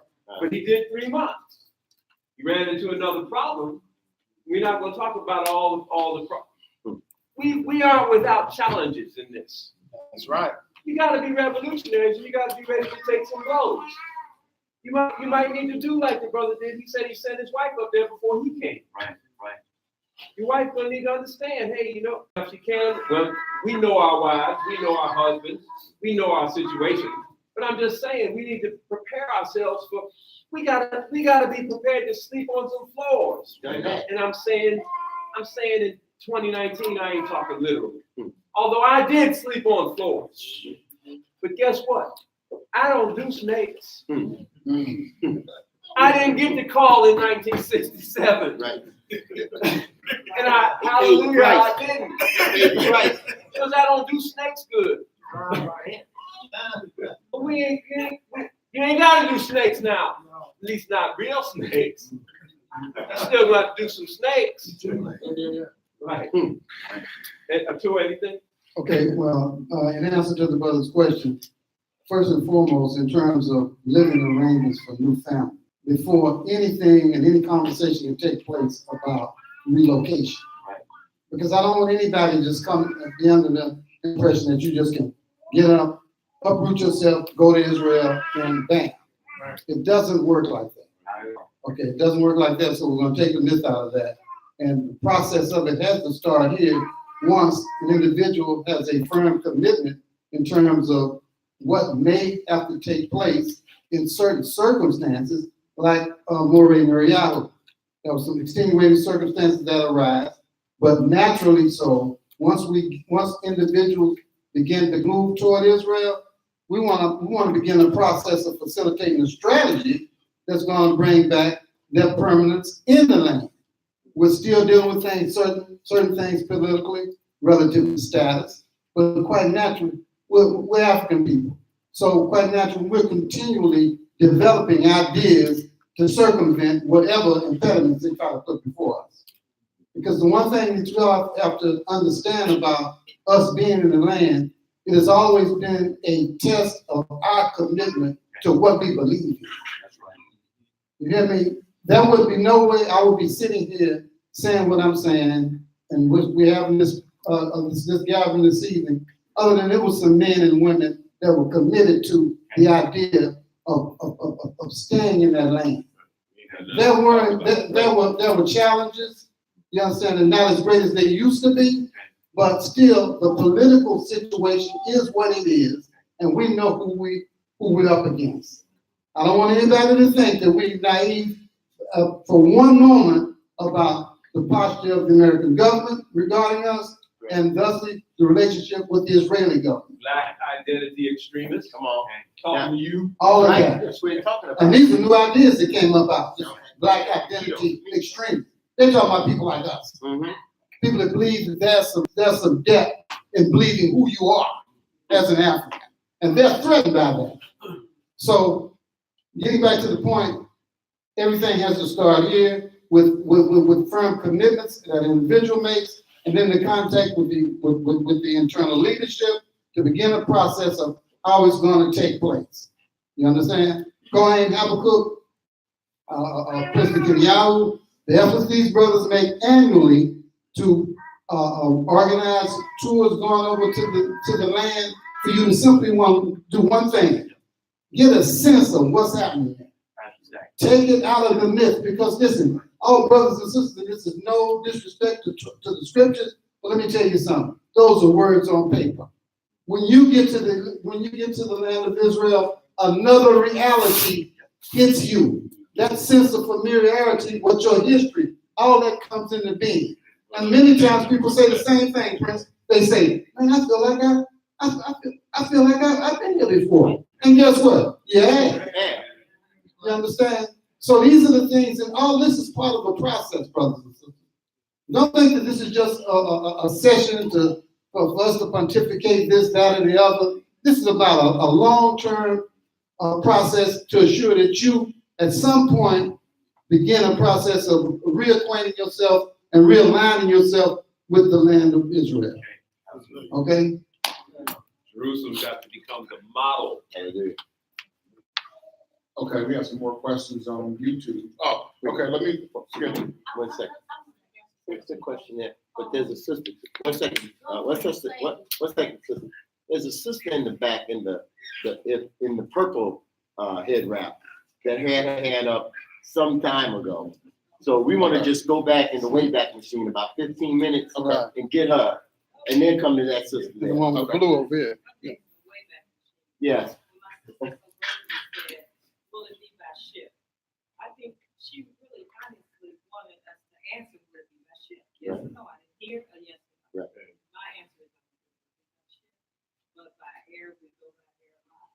And, well, that's the only way we go, by air. And we talked about the visa, they will give you a limited time that you can be there. And so if you overstay your time, you'll be in trouble. If you just decide you're not coming back and they catch you, then you won't get it. Right. You become persona non grata. The way I see it, I need somebody else to know, but now I really have a question. The way I see it is to apply for citizenship, dual citizenship. Mhm. And you seem like you were saying you don't have a system like that. Now, I know of another way, but I didn't know any way to assist you in finding citizenship. Right? So, Okay, well, in terms of citizenship, some brothers and sisters on this side, they go through the whole process of conversion. Right. Okay, that's the more quote unquote legal process that puts you under less scrutiny, so to speak. Okay, but or more to a degree, particularly if it's any feeling that there's some alignment with Dimona. You know, because they got blacks coming to the land, come to Israel every day, and they're oblivious to Dimona to some degree. So, in answer to your question, Joseph, that there is a process, but the better process is to go through the conversion element of it over here. So, and then, like I said, and that's under high scrutiny in Israel at this point. But what I'm speaking of is another process that we do some things once a person has committed himself to go around and cut corners on some things like we know how to do. On the conversion issue, they're not accepting 2/3 of the white people that convert. that's right. That's a maybe. Mhm. Again, we gotta keep our options open. My question was, if this United States government, say you owe them several thousands of dollars, Mhm. would it be still possible to try to do dual citizenship and still be paying them off? Okay. So what I've learned over the course of these I need that now. All right. So what I've learned over the course of these 3 decades about that particular scenario, there are some saints who, let's say, for whatever reason, owe back taxes. Okay. Right? If you are in debt in taxes up to approximately $49,999, we talk taxes, and that's on child support, anything else, talking taxes. Okay. You can still get your visa and travel till you hit $50,000. You hit $50,000, they freeze you in the State Department. So your passport. So you can't move and travel that way. On the other end, child support, the dollar amount varies by state. All right? Because each one of those 50 states is its own sovereign jurisdiction. Right. So therefore, they make the jurisdictional standard under their code of sovereignty to set the parameters of whatever the fee or the rearage is, right? So it'll vary. I don't want to talk about Illinois or Indiana because at another session, as Sar mentioned, and we're gonna have other members of leadership there, we're gonna talk about strategy. This is real stuff. It's not just us coming to talk about the scriptures, which are real. But we're talking about things within the scriptures to make those scriptures become our reality. Rabbi Hodges taught us for decades, you must make words materialize. Right? You have to make words materialize, right? Okay. When the Shakriya was teaching, one of the lessons I taught decades ago was that you say you the people of the book, you believe the prophecy. It says that it is 11:59 p.m. and the prophecy says that the window will be broken what? At midnight. You're the only person standing there. What do? You throw the brick. That's right. Through the window. You fulfill the prophecy, right? Yeah.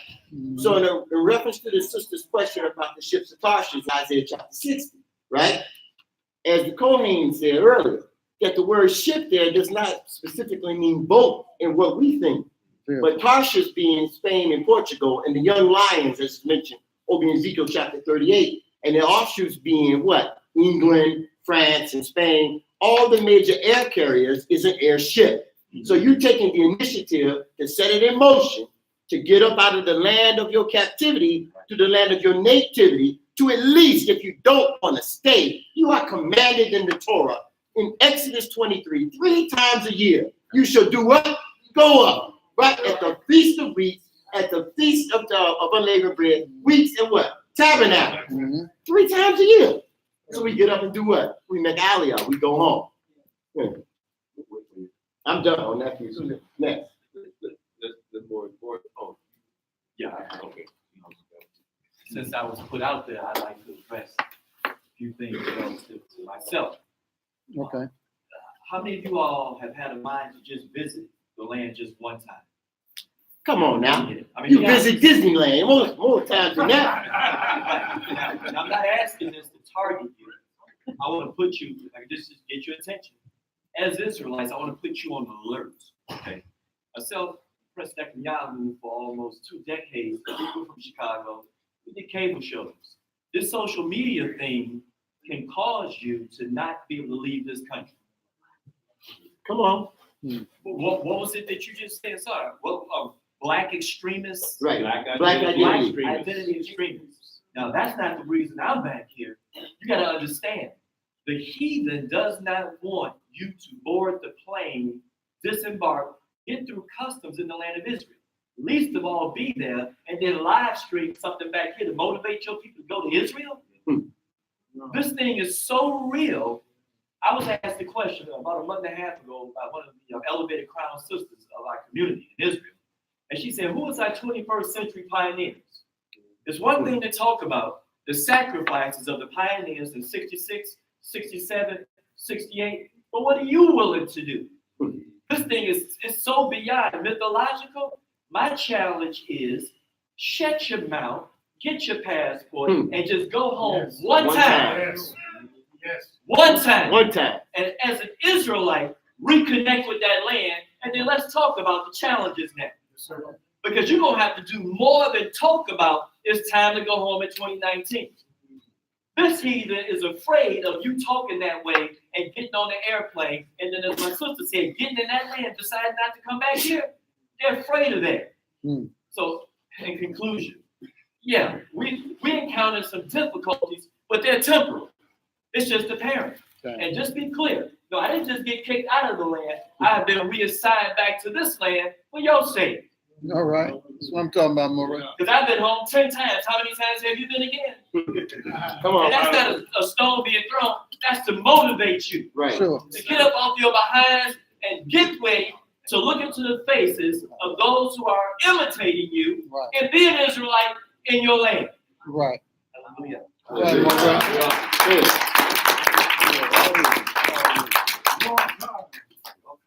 All right.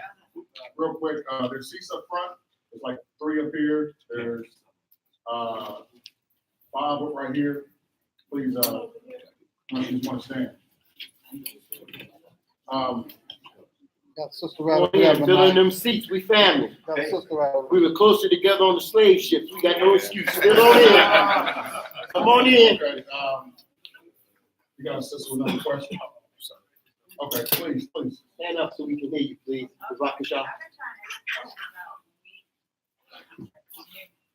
We started about the exit of the United States. So my question is to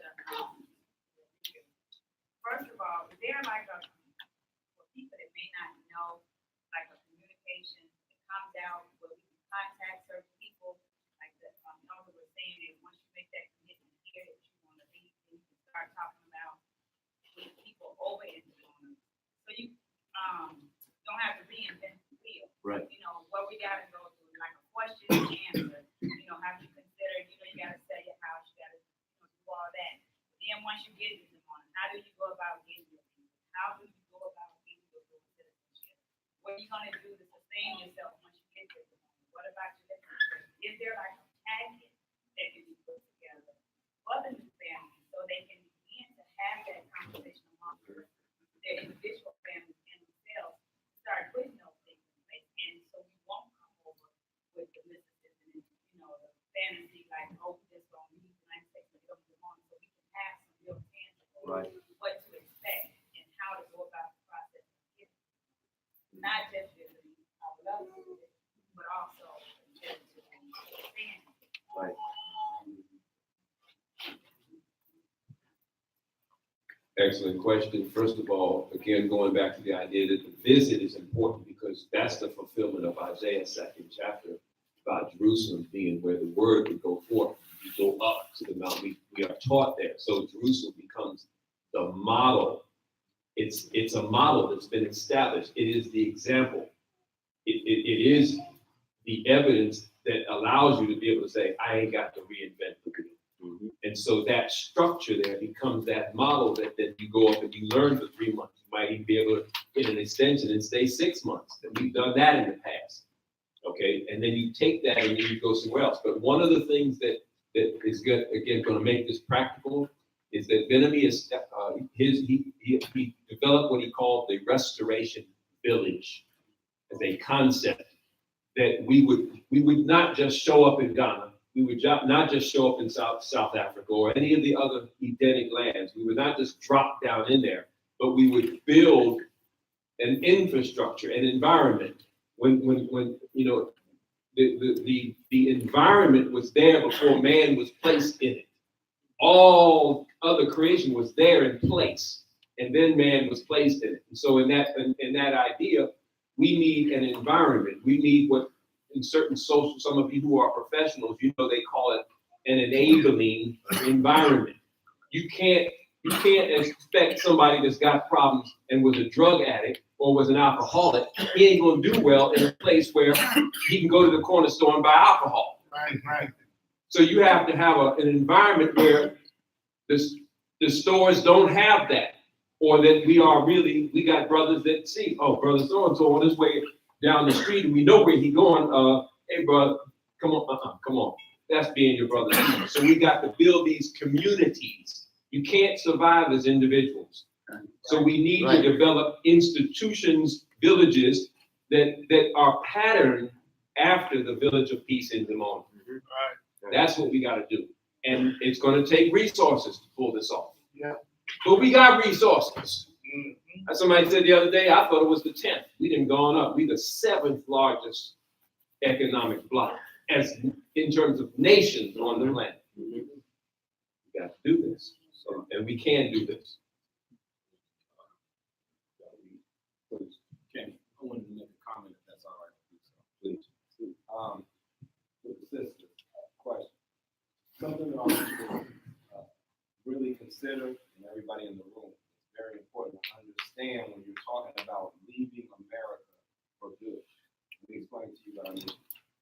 Being blessed to be in the kingdom for approximately 10 years now, I got an understanding of how it works when someone leaves America, comes into Israel, and when they can't stay, they only have one place they can go back to. That's America. Get this concept. So, where the key is right now, SAR spoke of two locations, South Africa, and he spoke of Ghana, right? He said the key words were citizenship is opening up. What does that mean? That means when I go into Israel now, I don't have to come back to America. I can at least come back to Ghana and then go back into Israel and come back just like that off of visas back and forth. I can do that and have citizenship and a standard without having to come back into those lands. Now, as he stated before, Israel is much bigger than just a small location that they term Israel. So where we end up being is in a location where you still really possibly in the land of Israel. When we go to Kenya, you're in Israel. You're still in Israel. So in Israel, you're in Kenya, you're in Israel for them. So we're still in the land of Israel according to yours, but not according to them. So that goes underneath the radar of them. And we now have citizenship in these places, and now we can go into Jerusalem or Dimona and be in that zone when we need to be as well. So what I'm saying is, look at it as leaving, as it says in Ezekiel, the 20th chapter, you're talking about leaving and going into a wilderness as a state. Now, they went through the wilderness when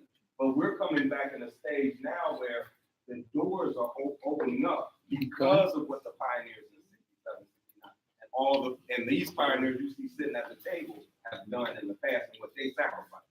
So when you really learn their story and understand the sacrifice, they're back out here, not because they have to be.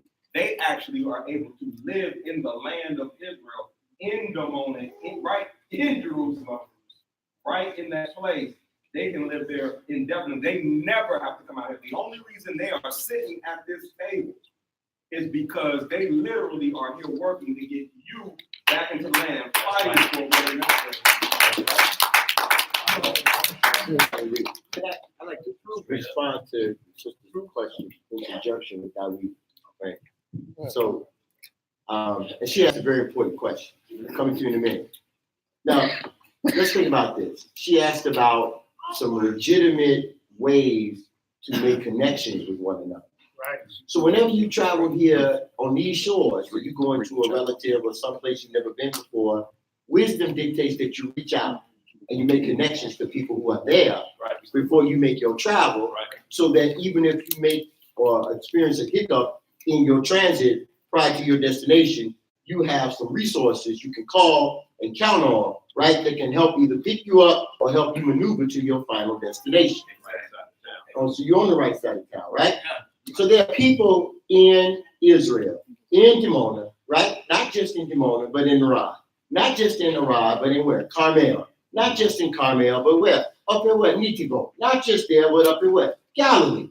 So we got Israelites all over the land in various different places. And what we should do as leaders, if we really care about the sheep, right, is that we take the initiative and say, you're right.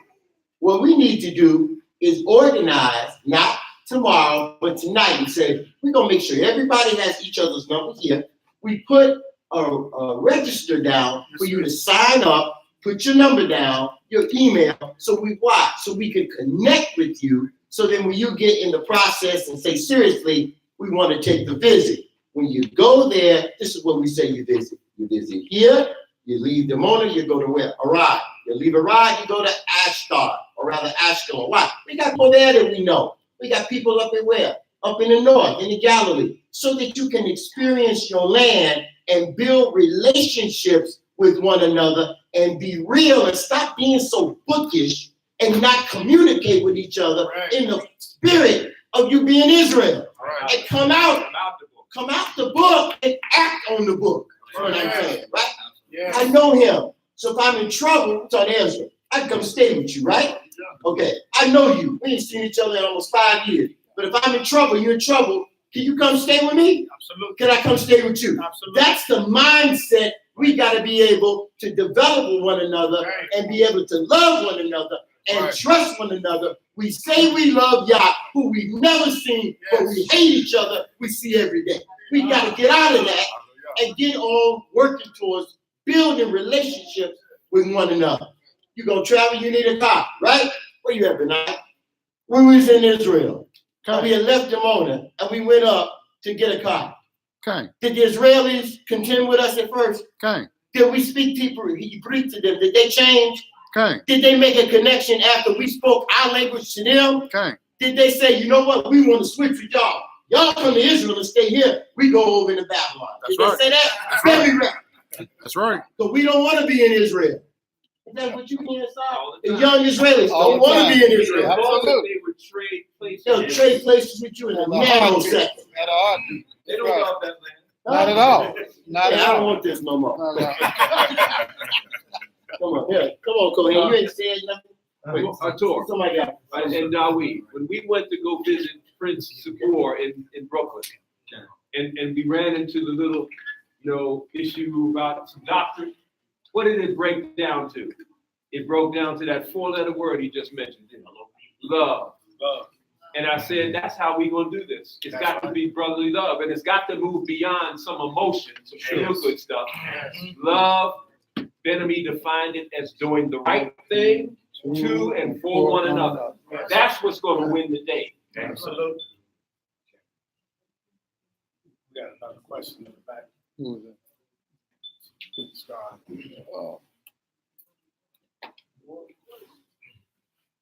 Didn't you have a question, Sister, the black headpiece on? Hold on 1 second. Okay. Okay. Brother, I don't mean no harm. Take that bottle of water. Take that bottle of water. I spoke earlier about the knowledge of redemption. Come on.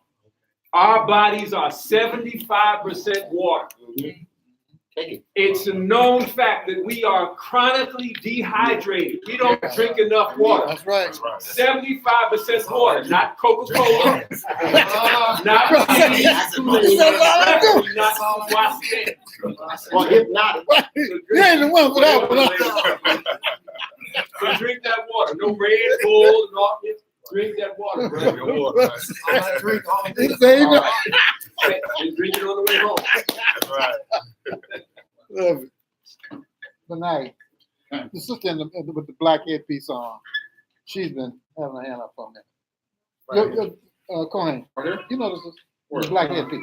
Kiba. Yeah, Kiba, yeah. Okay.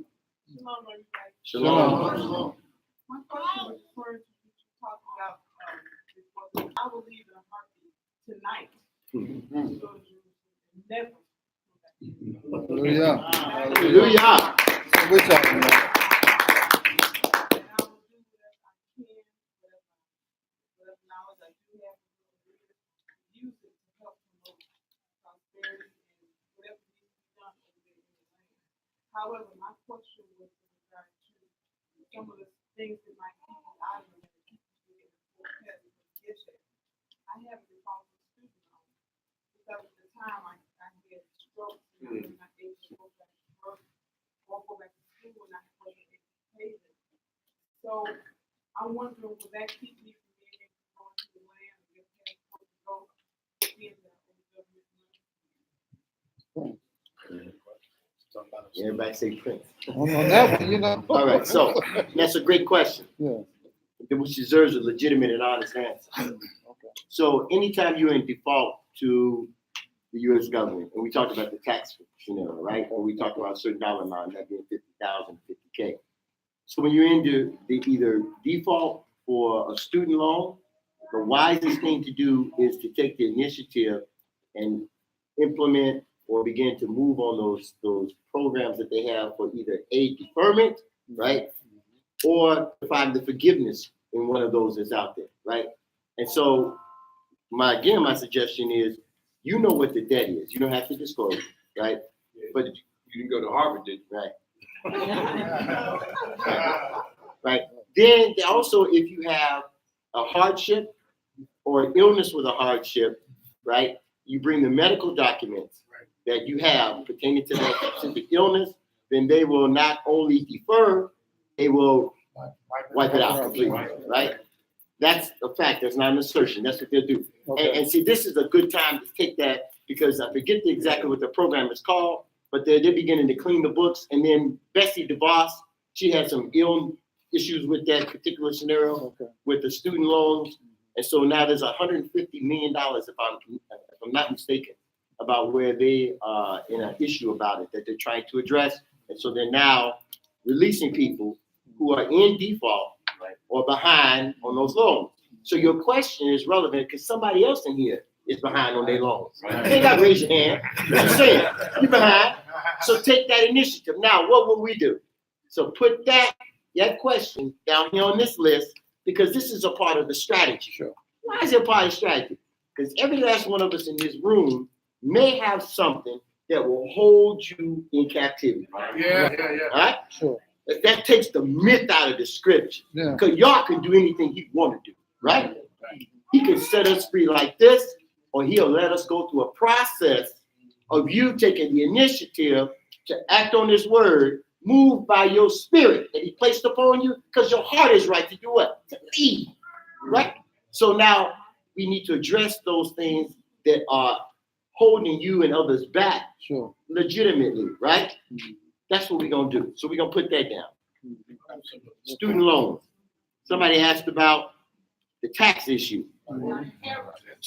See, there we go. Convicted felon. Convicted felon. Now, go ahead. Coming to convicted felon. Now, this is the key thing that I'm going to introduce Kohen Ben Levy on. Coming back to Star also, because we're not finished. And then Dr. Aliyah about an issue of nationality and sovereignty, because all this ties in, Absolutely. and this is where you have to stop the doctrinal differences. Yes, right, right. This is where you stop the doctrinal differences and begin to listen to each other in humility, love, and intelligence, and formulate a strategy for an exit. That's what we're talking about. That's why it's coined. One of the third points I think it said is that what's your exit strategy, right? What's your exit strategy? So now we said to you when we opened up, we don't have all the answers. That's why you're here. Why? To help us find the answers with your questions, with your input, right? So that's what we do. We got the child support, the student loans, the convicted felons. What else? Can you add FEMA debt? FEMA debt. FEMA. Yes. So somebody want money back from Katrina. Right? So if you were in New Orleans, right, and you got government assistance from FEMA, and there was a default, they don't hold you here. If you're in Houston and you got governmental debt from the hurricane last year, and you over $10,000, they hold you. See? It's been 4 200-year hurricanes in Houston in the last 2 years. So, okay. Go ahead. Trick bag. Shalom, shalom. Ariel Yair Joshua. I have a question for somebody on Facebook, Lahu Israel. And he was wondering, what are the programs that we currently, the nation, have in Israel for individuals that want to come? I would take that and throw the flat earth right in your corner. Programs for coming to Israel. Atur Raliel said that he comes out here almost every 90 days. Chief on his program is getting brothers and sisters to come up during what we call New World Passover.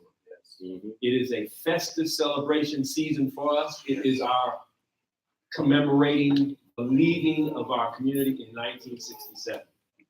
It's filled with activities, it's filled with fun and games, but it's filled with also an opportunity for you to come and feel that land. There are coordinated trips around the land, which we don't call them trips, and we don't call them tours. You're not tourists, right? When you come back to that land, you have a vested interest in that land, genetic, historical, cultural connection.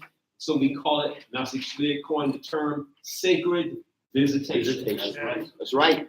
There are forums, there's the State of the World Forum, there's other times during the year.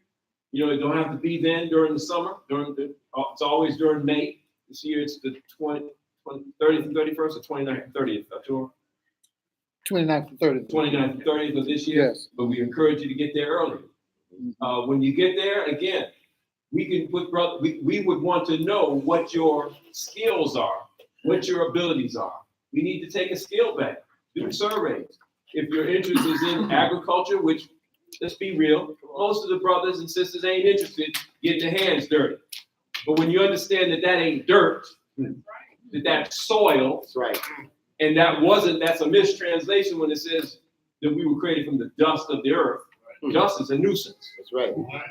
But it don't say that. It says afar min ha'adamah. That's right. The minerals of the soil. That's what we were created from. So it ain't dirt, it's soil. Right. Come on with it. Okay, and there's a connection that we have with it, and we need to get our hands soiled. Okay? So we have organic agricultural training programs. We have divine midwifery training. We have education, or what we prefer to call dedication. All of it's dedication. All of it is learning, you know. And so these are all things that we would encourage the brethren to come up and take advantage of. And we can be creative, and we can tell you how to. I mean, you all have to put up a fund. You all have to develop a fund, and then maybe one brother go up this May. And then next year, y'all have the fund and y'all develop it. Y'all can send a cadre of brethren up, you know, or send them to Ghana to be trained there. Because the soils are different. But the programs, the spirit, the dynamics remain the same. So, but I can't keep emphasizing this, that there's no You know, we can't come up there and just park and say, hey, we're here, because you will regret that later if and when they catch you. But I mean, we've been through this. We know the deal. And I'm not saying that this is going to be an endless situation, because it won't be.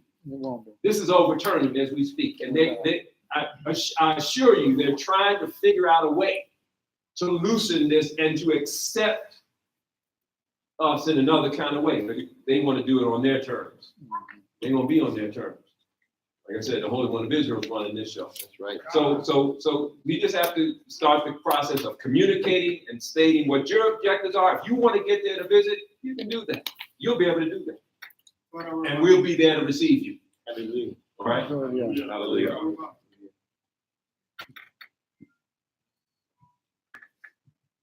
Oh, yeah, to I'm going Habakkuk, Ben Levi, the sons of Aaron of the tribe of Levi.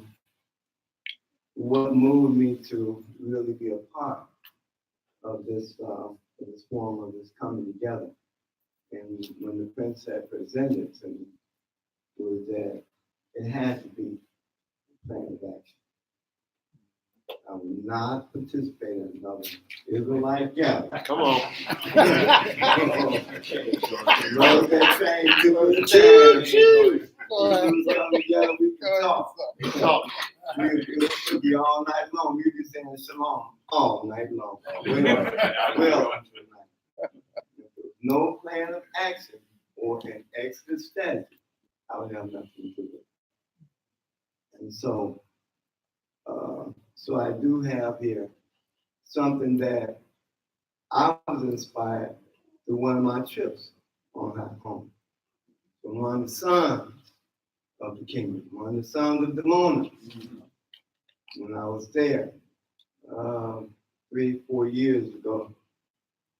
And the wisdom of his philosophy was that except we're on the inside, we need to be on the inside of the room.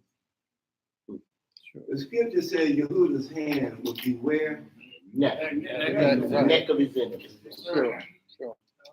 You're on one side of the room, and I'm on the other side. My hand cannot be in your neck. In order for your hand to be in somebody's neck, it sounds like you're up close and personal. Basic anatomy 101. You're up close and personal. Right.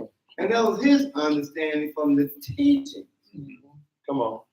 Like Benasiel was saying, these things, this legacy was passed on. It has to, you got to communicate with the next generation.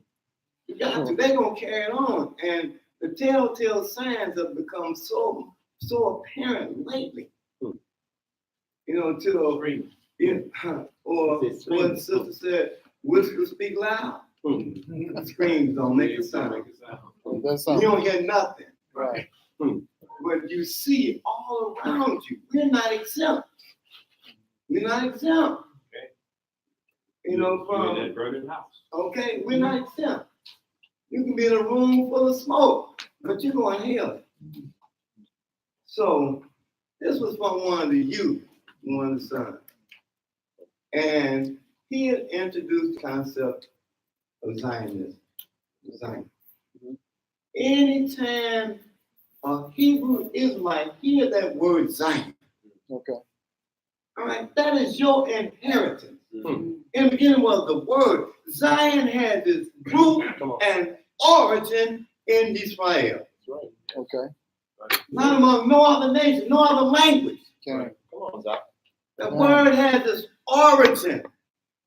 And anytime you hear any word that has its origin in your culture, come on, you should a comfort should come over you like nobody else. What am I saying? The Constitution of the United States, that's a beautiful document. I mean, it's gorgeous. And everybody reads it, you got to feel moved by it.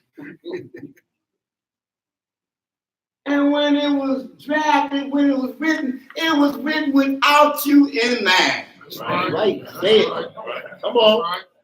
It was beautiful if you were that person, if that appertained to you. Man, you'd have to have the best feeling. You can understand the zeal of those Gentiles, their patriotism. Come on. Huh? Say it. America's great again. It spoke to them. Come on, man. They ain't have to rely on nobody else to tell the truth. Say it.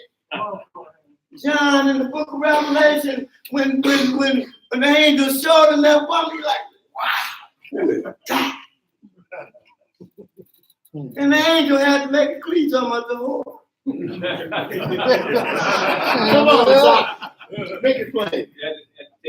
We don't have to rely on nobody else to tell the truth. Come on. Say it. Go ahead. If all of that which is voting written down on that paper, if it was for us, man, come on, we'd have the best feeling in the world. Yeah. But what our ancestors had to do here was what? They had to retrofit it. That's right. Say it. Dr. King said, oh, all we want you to do is be true to what you put down That's here. right. That's right. That's what he said. He didn't try to change it. Be true to it. Y'all need to study Zionism. It's beautiful. Yeah. If you are a Jew, Israel is both.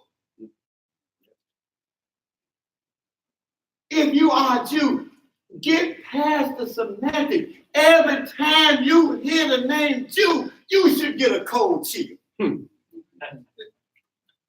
You talk about it all the time on these shows. Judah, Judah, Right. Judah. Come on. Say it. Make it plain. The Hebrew word for Jew is what?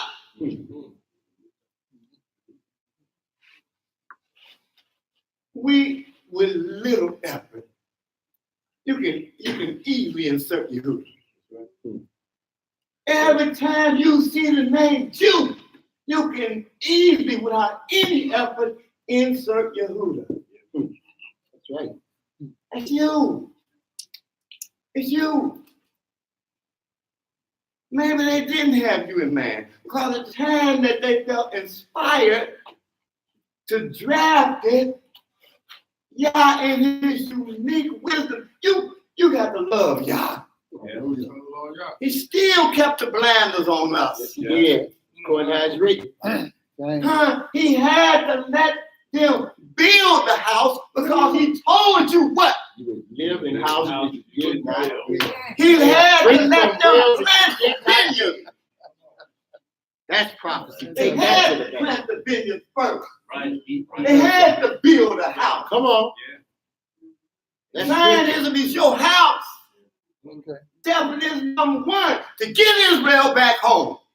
That's what it means. That's what it means. You want to go to an ancient meaning for it, yeah, fortress, all of the good things, all of that. Whenever you hear it, you should get happy. Zion train, get happy. Any reference to Zion, All right. I don't care who's singing it, get happy. All right, priest. Roast Kohen Because gone. it's yours, and I promise you, in just a little time. Hallelujah. We got the wind beneath our wings. The wind is in our back with this one. It's not in our face. From one of the youth. From one of the youth of the community. And sadly, all the time, the elders got the vessel. We don't always listen to our children. When we was here, that's still some of the detoxification that had to take place from this captivity. Say it. That desensitizing where we could not show affection, we could not show bond, because when we were here, the stronger the tie was to you, then the greater was the pain Right. when they separated us. You one from another. Come on. That's So I had to be cold to you, even when I wanted to be warm. We haven't gotten past that yet. Thank you. It's gonna take more than 50 years. That's right. So To true, get it so out. true, so true. It'll take more. We're not gonna get 400 years out in 50 years. That's why when we did our calculation, this 1,000 years is ours. That's right. Kingdom. We got this 1,000 years. 400 years, they built this, going with the wind in their face. In their face. Heavy resistance. Against the grain. Against the God of Israel. Fighting the wind, fighting the rain, fighting the storm. And look what they did. I ask you, will it take that long for us to regain paradise? We to hold up. Come on. Not a 40-year journey from Israel, from Egypt to the promised land, but it was. It was. 3 days turned into 40 years. You can ride down in that 7 hours and get all the way down to Cairo, Come on. which we will be going in May. That's right. Anybody's interested, make sure you sign up. Come on up. Your information before we get out of here tonight. I hear you. I'm talking about Zionism. Study it. Study it. Don't hate it. Go into it objectively, not subjectively. Redefine it. Redefine it. Exercise the Take power to control. You define. got the power to define. Capture that high place. The young fella- High places. The Capture it young again. fella had he was part of a group that called itself Mach Shemay Harut. And I was fortunate, 2 years ago, 3 years ago, to go up to the Congress in Jerusalem as an observer. We entered in, and there was 5 of us of color. And here folk from all over the world were participating and voting on issues that would affect you and your children. You're not there. Knocking on the door every which way. And he was saying, like, the part that he was upset about is we in the land and we ain't participating in it. In the process. And what would I to y'all if he left it there, like we saying, if he intentionally, that we might be exercised in it, that we might be exercised in governmental structure. And we might be exercised in decision making. None of our challenges. We're dealing with the God of Israel. Did he design anything on this earth to destroy us? Or did he leave on this earth for us calisthenics? Go ahead. Come on. Come on. To make you stronger. To make you what? To develop the character of his son. That's right. That's what it's about. And his daughter. Come on. His children. The challenges were not designed to destroy you or to tear you down, but the opposite. That's right. To build you up, to make you strong, to make you steadfast. He didn't put it on the surface because everybody won't be diligent. Some things he put deeper underneath the surface. Right. Gold is not just laying there on top of the ground. Diamonds are not just laying there on top of the ground. Absolutely. You'll walk by, wouldn't even recognize because it'll be uncut. That's right. Ain't that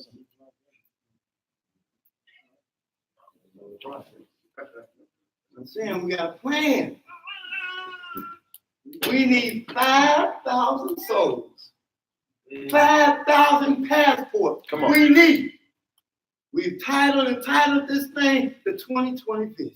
It all coincides with the 400 years being up. That's right. Next year, under the tactical command of this prince, we putting this thing together.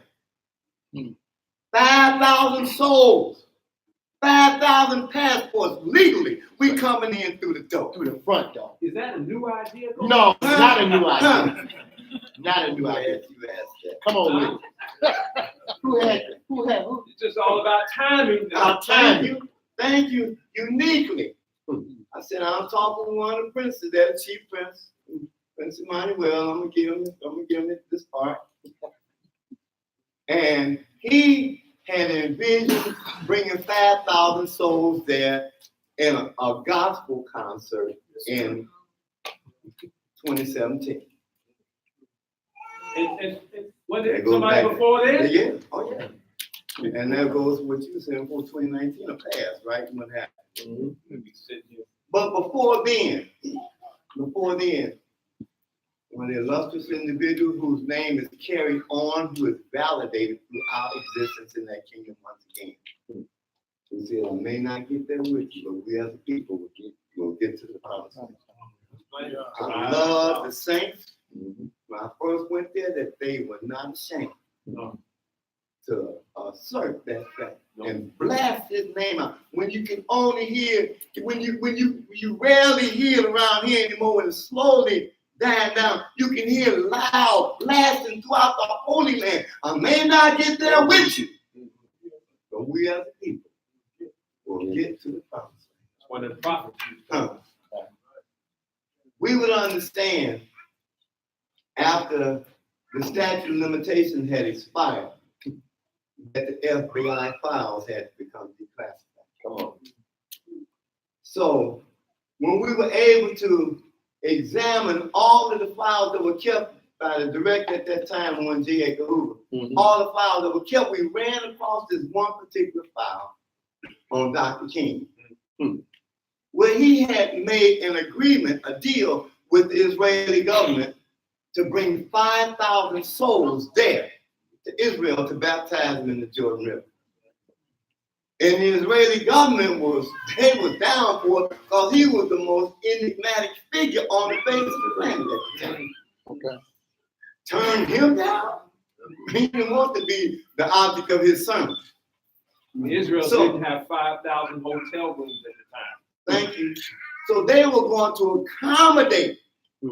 They had planned where they were going to build an amphitheater where the Jordan intersects with the Sea of Galilee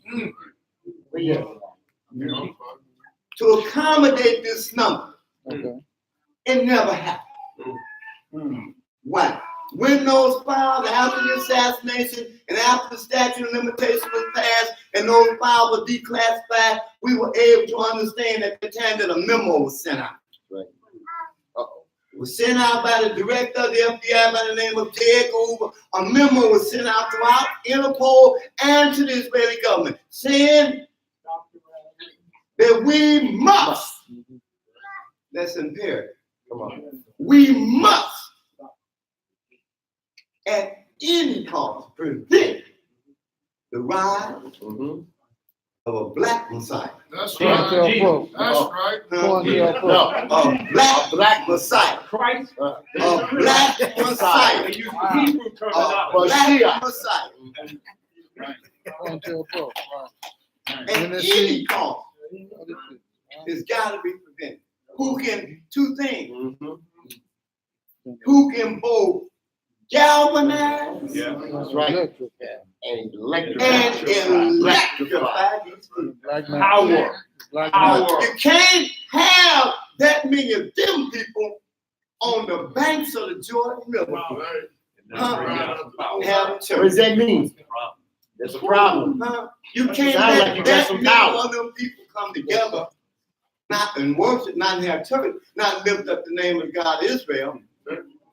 In the land of Israel. In the land. In the land, on the That's the Jordan mouth River, of the on Jordan. the By banks, Galilee. on the banks of the river that they have comforted themselves hundreds of years and singing songs by deep river. My home is overjoyed. Overjoyed. Let me go away from the Mississippi. Let me go away from the rich man's farm. Show me that stream called the River Jordan.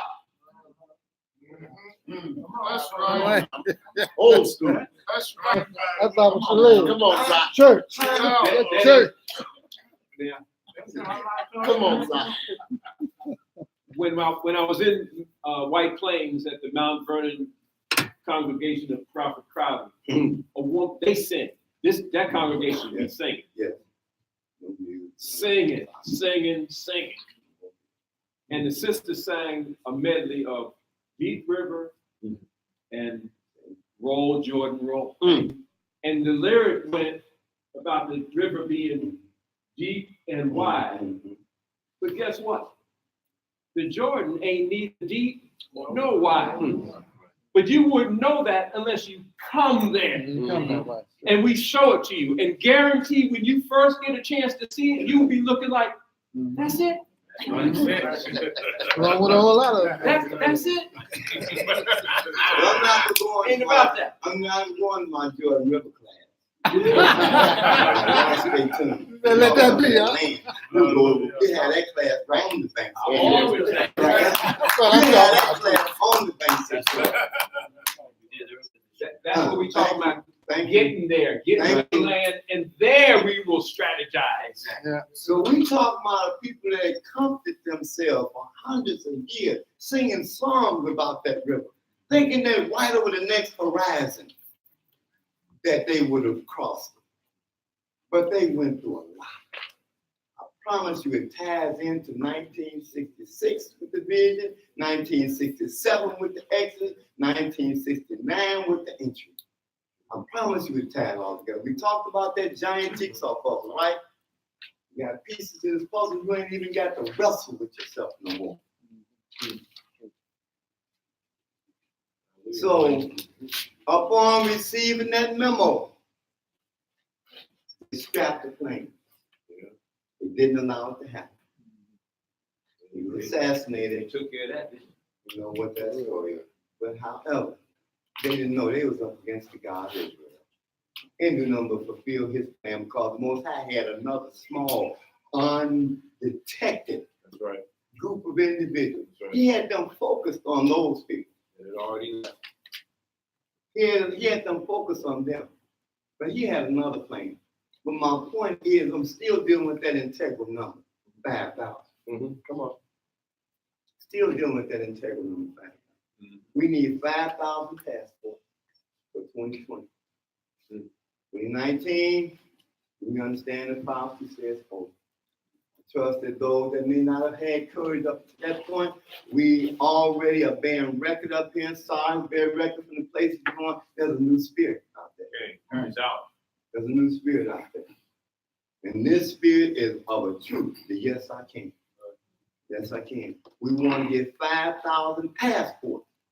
We need y'all, each one reach one. I don't care who you know. You make sure everybody you know got a passport. You on social media, get out there, make sure everybody on your page get their passport. We need 5,000 souls for 2020.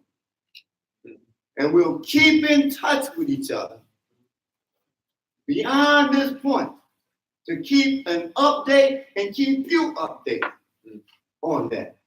That is labeled, my sweetie, where's Chitsa? She said, you know what we should call it? We should call it the 2020 vision. I got you. Okay, it sounds good to me. 2020 vision. Yeah. They may have listened to us, but they've already got it out there for the 2020 campaign in this country too. Took me a minute to catch on because I ain't got 2020.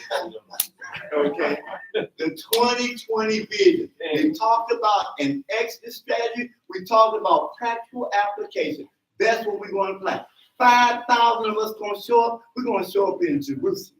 We're going to show up at the next World Zionist Organization Congress, whose chief primary objective, if you read on here, is getting the children of Israel home. To the land. That's right. Getting them back to their land. We're going to hold their feet to the fire.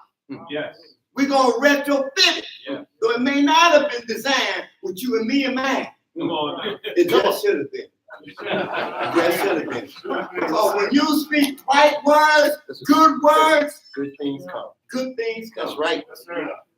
And they need not be afraid because, if we be true, we be a blessing. Hallelujah. A blessing. What he said, through your seed. That's right. That's right. That's right. Everybody that know the truth gonna love you. That's right. I promise you, when we went up in there, They were, They know. They know. They know. They know. there was, I mean, we were well received. They ain't all ignorant. The first time they had ever seen anybody of color up in there. And I say, this concept began with one of the young sons. Okay. Okay. Absolutely. Okay. Absolutely. And I looked at it and I bought it. I'm like, count me in. I saw the wisdom. It was coming from you. You've been on it. From That's right, you. Cory. Testimony. Israel. Been Israel. He's the one. He said, man, we need to be on the inside where the deals are being made. You know, where decisions are being made. We need to be there. We need to be on there. And we, you know, that way we can affect. The Father himself at one season was faced with a painstaking decision. I'm cut. I got another read. The Father faced with a painstaking decision at one time. He was there. He was in the military. And he had to make that. He had to make a decision. It wasn't necessarily the most popular one that he made, but it was at that point. Every now and then you come to that point. The nation, they come to y'all call it the valley of decision. Right. You're gonna have to make a decision. We ain't playing house. Thank you. Thank you. Like I said, as them bones came together, he had an army. Army don't sell Girl Scout cookies. That's right. We're talking about warfare. We're talking about a whole different kind. I want to thank everybody that participated in this. Everybody that's on this panel. The encouraging words, Benaciel, and Samariel, and all those that came, great lessons. So the words of how to put in that in.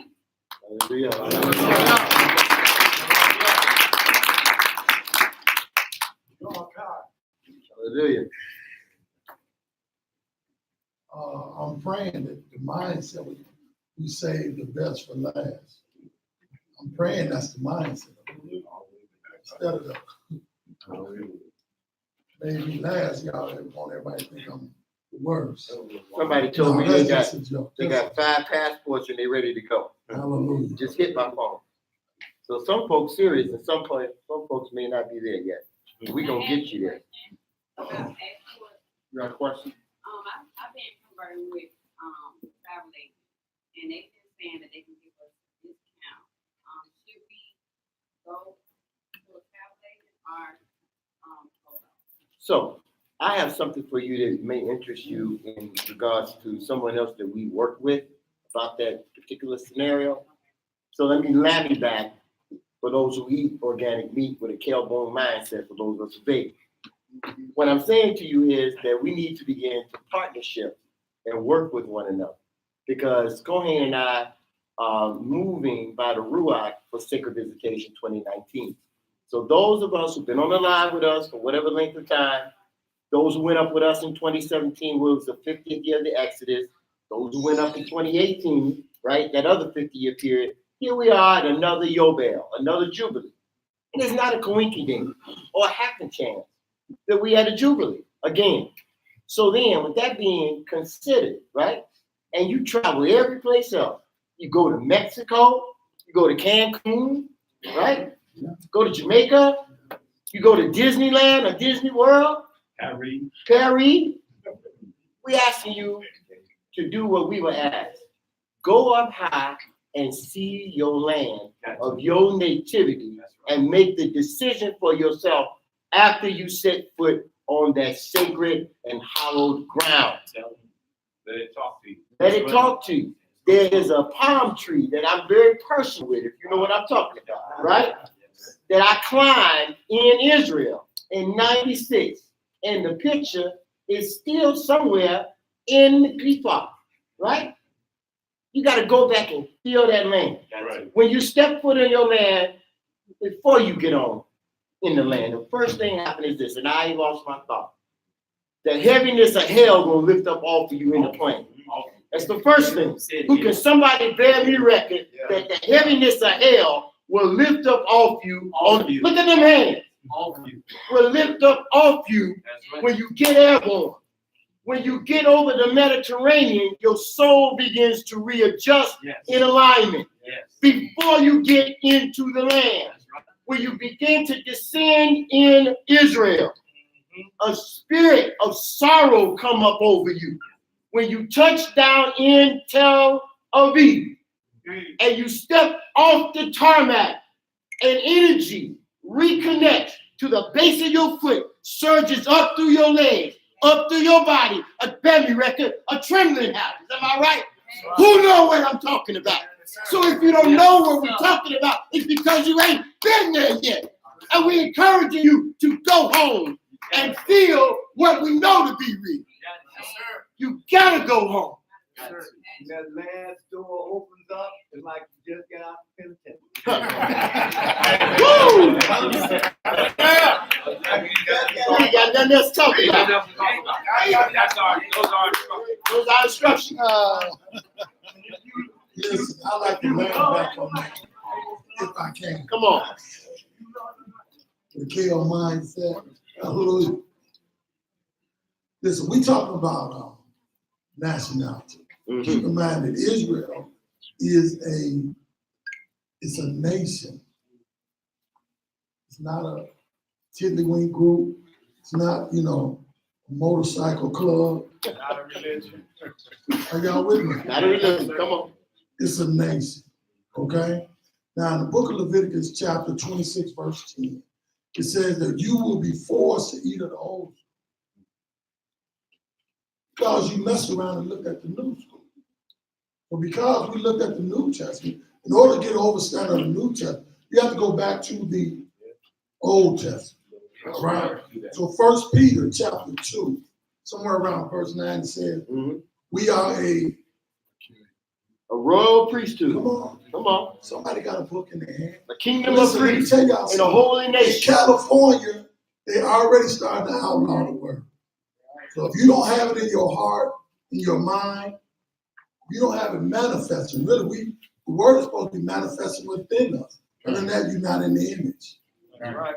I don't mean no harm. Did I tell somebody my name was Eliyahu?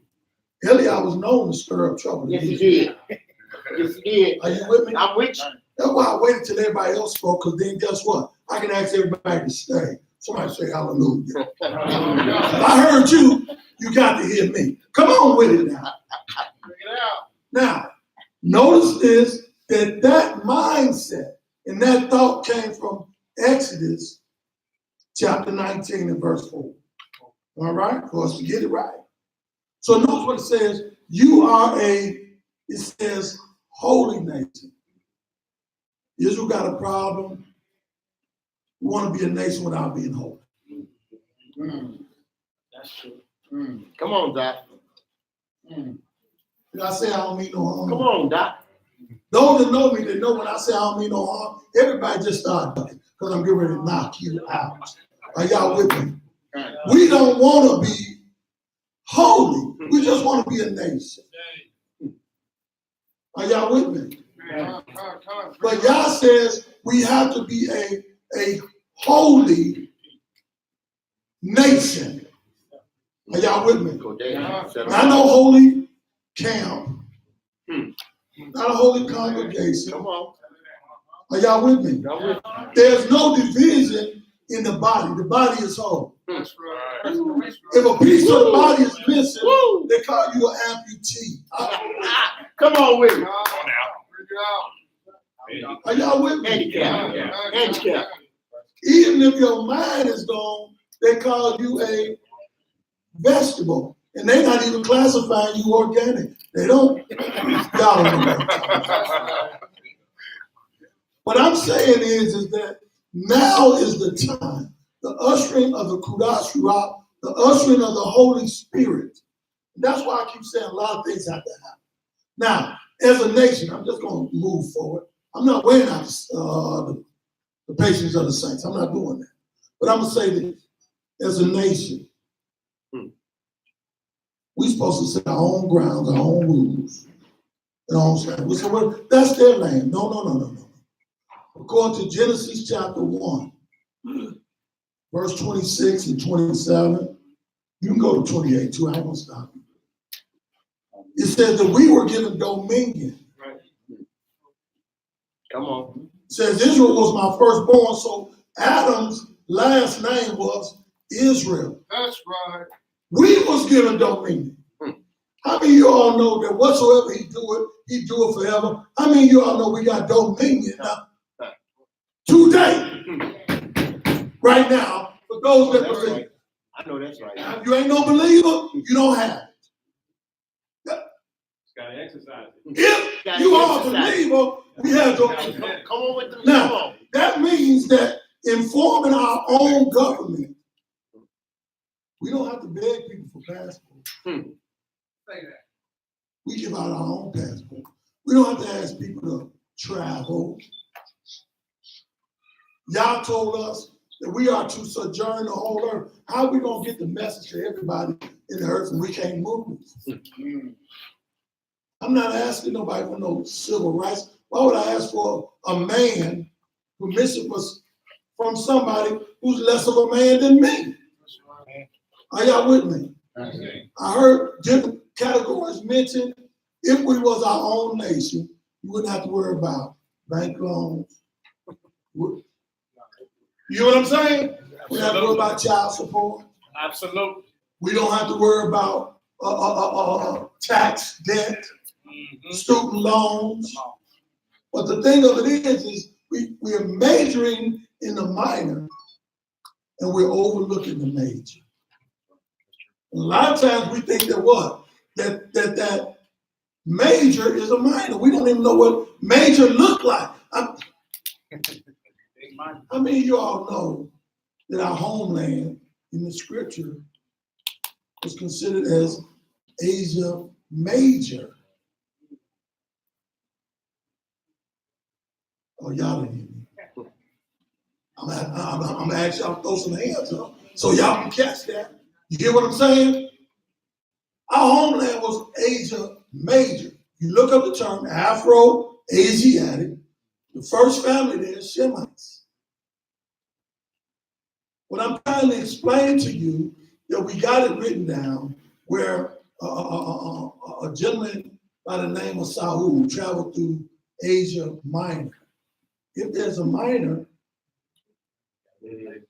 oh, y'all don't hear me. There's a major. So what I'm trying to explain to us is that we are a major type of people. There are things that we can put in place. This is what I'm saying.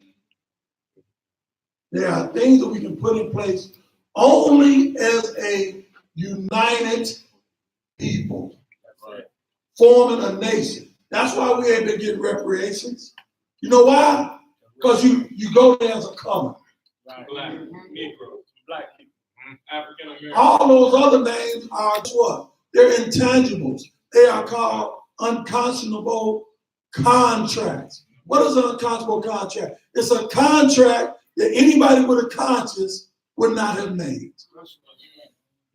Anybody with a conscience wouldn't have presented it to you. And if you had a conscience, you wouldn't sign it. How many of you all know that part of that is your driver's license, your voter's registration, birth certificates for your children? Are y'all with me? All of those things are tied to a contract, and you ain't never seen it. You pull out your driver's license, you don't see no conditions on that driver's license. But you go to court, they tell you it's a privilege.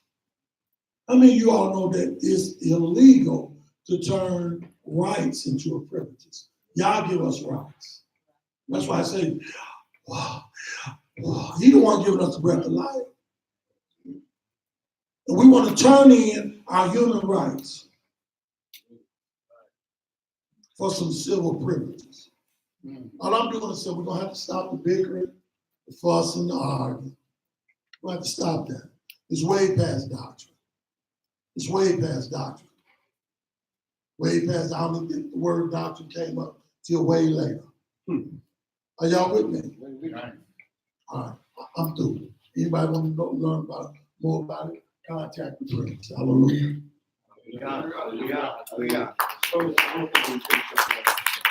going to pass this around to each one of the members, and so you can make your final remarks. Keep them between 3 to 5 minutes. All right, and then we'll call up. We'll take a few more questions. have Sar make his final remarks. Kohen Bilev is going to close us out. I want to ascertain where is the guest sign-in sheet at this particular junction. All right. Has it gotten to this side of the room yet? All right. So can we expeditiously sign everything, fill it out, get it to that side of the room, and then circulate it back up here? Once we finish and close out, we're going to take questions towards the end, right? And then we're going to bring up Minister Yochanan, and he's going to play some songs of his own for us, right? Some songs of deliverance, some songs of Zion. All right, so that we not only have a good discussion up here, but then we close out in prayer for the Most High. You have a question or a comment? Yes, sir.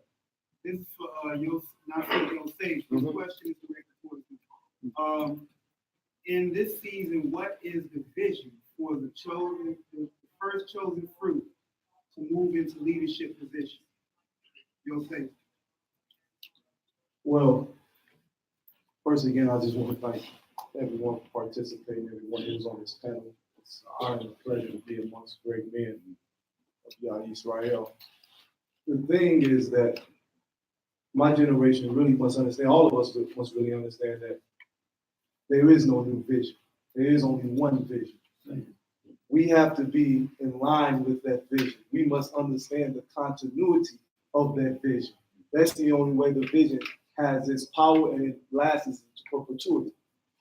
We must understand the importance of, especially younger people, that when we have elders, when we have those who've been trailblazers, so to speak, that's why the kingdom is here. That's why I am representing my father, because we're talking about everything that was mentioned has already been done. You talk about 5,000 people, we brought thousands of people into Israel. You talk about creating passports, did Nasi Shalin create passports? Do we not do that? Do we not petition the government of UN? We did everything. Been there. And done that. And that's not from a point of arrogance, but we're saying this. This is the most important thing.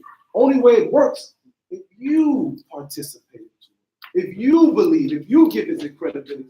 We're not looking for nobody outside to deem what we're doing is credible. But if our own people, if Israel don't believe, then it doesn't have no actual credibility. That's what we have to get back to. That's the continuity of the vision. That's how you fulfill a leadership role, by understanding who came before you and what they've done and how you can participate in their reality. Listen to what I'm saying. The greatest thing about Exodus is having not just the desire, but the courage and the will to continue forever. You don't go, you might want to do something and you seem like I do whatever it takes for that moment, but then circumstances change, situations change. Things are a little greater than you expected. And then you have some reluctance, reservations. The reason why everybody's here, they slept on floors for real. He slept on floors for real. We couldn't eat some days. You see what I'm saying? These are things that really happened, but why are we still here? Because there was never a chance that we were going to give up. It was never a doubt in our mind that this wasn't what we're supposed to be doing. Ben-Ami HaMashiach taught us in his writings, he said, can no man put you in the kingdom, nor can no man take you out the kingdom. Right. Only your actions can do that. What does that mean? That means you have to fulfill the will. You have to take that position. So to be a leader, you must be a follower first to know how to lead. You got to be trained on how to fulfill the world. We're coming out of decadence. We're coming out of a world of immorality. We're coming out of a world that everything is turned upside down. They saying true love is what was biracial relationships. They saying true love is homosexuality. They saying true love is everything that's in opposition of who you are, what you are. You know what I'm saying now? You ain't ready to be Israel yet. You still can't let those things go. This is why we went to Israel. We're not talking about doctrine. We're not talking about personalities. When I represent my father, I'm not talking about an individual person. I'm talking about the continuity of spirit. That's why I say Ben-Ami HaMashiach, who was the spiritual leader who had the fortitude to lead and tell other people it's time to go. Think about saying that in 1966. It's time to leave America, establish to Israel, be a government, go through Liberia. You know what I'm saying? Right. Think about a Nasi Shalid who heard that spirit, who said, I must fulfill that for my people and do everything I can do to help their reality. And then an ambassador like Prince Isiel, who we all came into contact with and said, man, this guy represents Yah. he looked good, he spoke well, he talked strong, he had integrity, he had morals, but everybody in the kingdom did. How? Because they were chosen for that day and time. Right. Listen, and I'm gonna finish on this note because I don't want to be drawn out, but leaving this message in this meeting today, the most important thing is the desire. The only way we can sustain a future for our children and our children's children and our posterity if we tie ourselves into that desire to be free. Fear has to be removed from our hearts. A slave is not one who's in chains or bonds or shackles. It's one who accepts his reality. We're not slaves no more. We didn't accept our reality. Matter of fact, we overturned and changed our predicament. That goes back to the power to define. We have the power to define, not just words, but actions. So I'm gonna say to the question that was posed by you or the person on the internet is that to be a leader, first you must be a follower. You must be a student. You must be taught and trained. And then the time will come when it's time for you to lead. But you're already a leader if you're a big brother, if you're a husband, if you're a father, if you're a driver. Somebody's life is in your hands. Take everything into account. Nothing is excusable. Because you can't be focused or disciplined in one area and not in another area. Everything is all encompassing. And that is what's going to take us to the next level. So the new absorption training, it ain't just teach you about cords of blue or fringes, how to be a saint in the tradition of what we've been trained to think being a saint is thinking about how to be God's again, how to simplify and embody that spirit and be able to manifest everywhere you go, because the cords of blue and the fringes are in your heart. People got to know you a Hebrew by your character, by your actions, by your words, by your thoughts. That's what matters. And that's what I would say to anybody who wants to take this as a reality for themselves. So thank you again, everybody.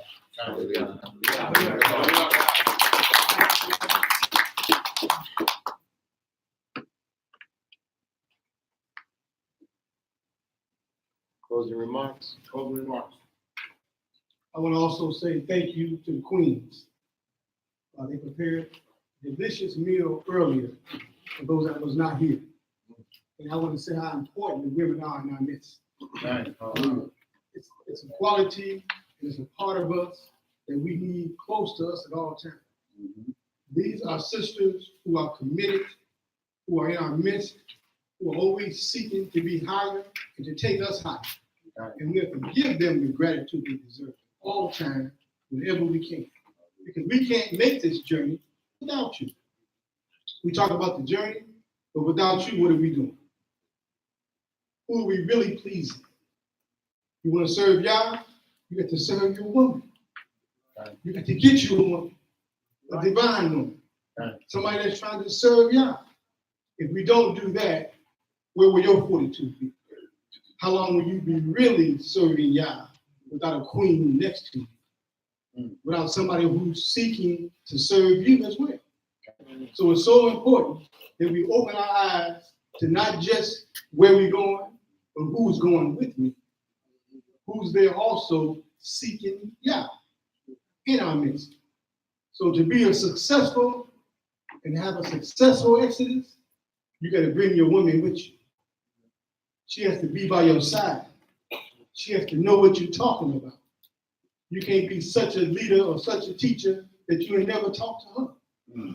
It's so important that we have next to us someone who is close to us, that's about us, and that's constantly trying to please Yah, because it keeps you in alignment. If we're going to stay in alignment, where's your woman? If you're going to serve Yah, where's your woman? And then, where's your children? They're going to only stay with you if you're right. They're going to only be around you and be serving Yah if you're right. But if you drift off, they're going to drift off. You're going to lose everybody. And then where's the kingdom? It ain't going to be no kingdom. If you're not doing the right things, you don't have that foundation, you're not going to have anybody. But just singing songs. And you're going to sing a song by yourself? So it's so important that we serve Yah collectively. This unity we're talking about, we can't walk out this room today and say, well, sit down with somebody you don't know before you leave here. Talk to them. You about truth, they about truth. share it. Talk to them, get their phone number. Go over scriptures together if you have to, whatever it takes for you to do. Talk about where you're going tomorrow. But whatever it is, this unity cannot just be taught. We're not talking about just talk about leadership and talk about unity and not do it. No more of this division. It has to end. 50 years of division. It has to end. So I'm going to just say, Charter Revive for blessing us and allowing us to stay close to him. This is the presence of Yah that we're talking about. To be in his presence, we have to be close to him, which means close to each other, which means listening to each other, praying together. The power of prayer ain't left. It's still there. We just don't use it. Let me tell you what prayer means in Aramaic. It means a trap for Yah. You're catching the ideas and the thoughts of Yah within you, and you're not letting go. And they possess you now, where you begin to be blessed by those ideas, and you can express them now. So you have to trap these ideas and thoughts of Yah. That's what you got to do. That's prayer. Begin to pray and capture those ideas and thoughts and express them in your life, your world, and your affairs. So everybody.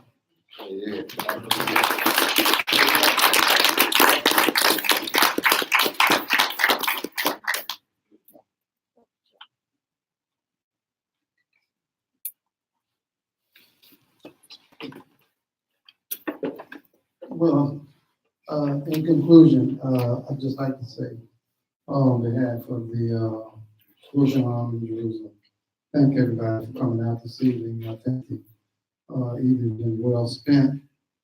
I think there's a lot of information that's been shared that can be of substance in terms of moving forward for those who have a desire to seek a life outside of the confines of America.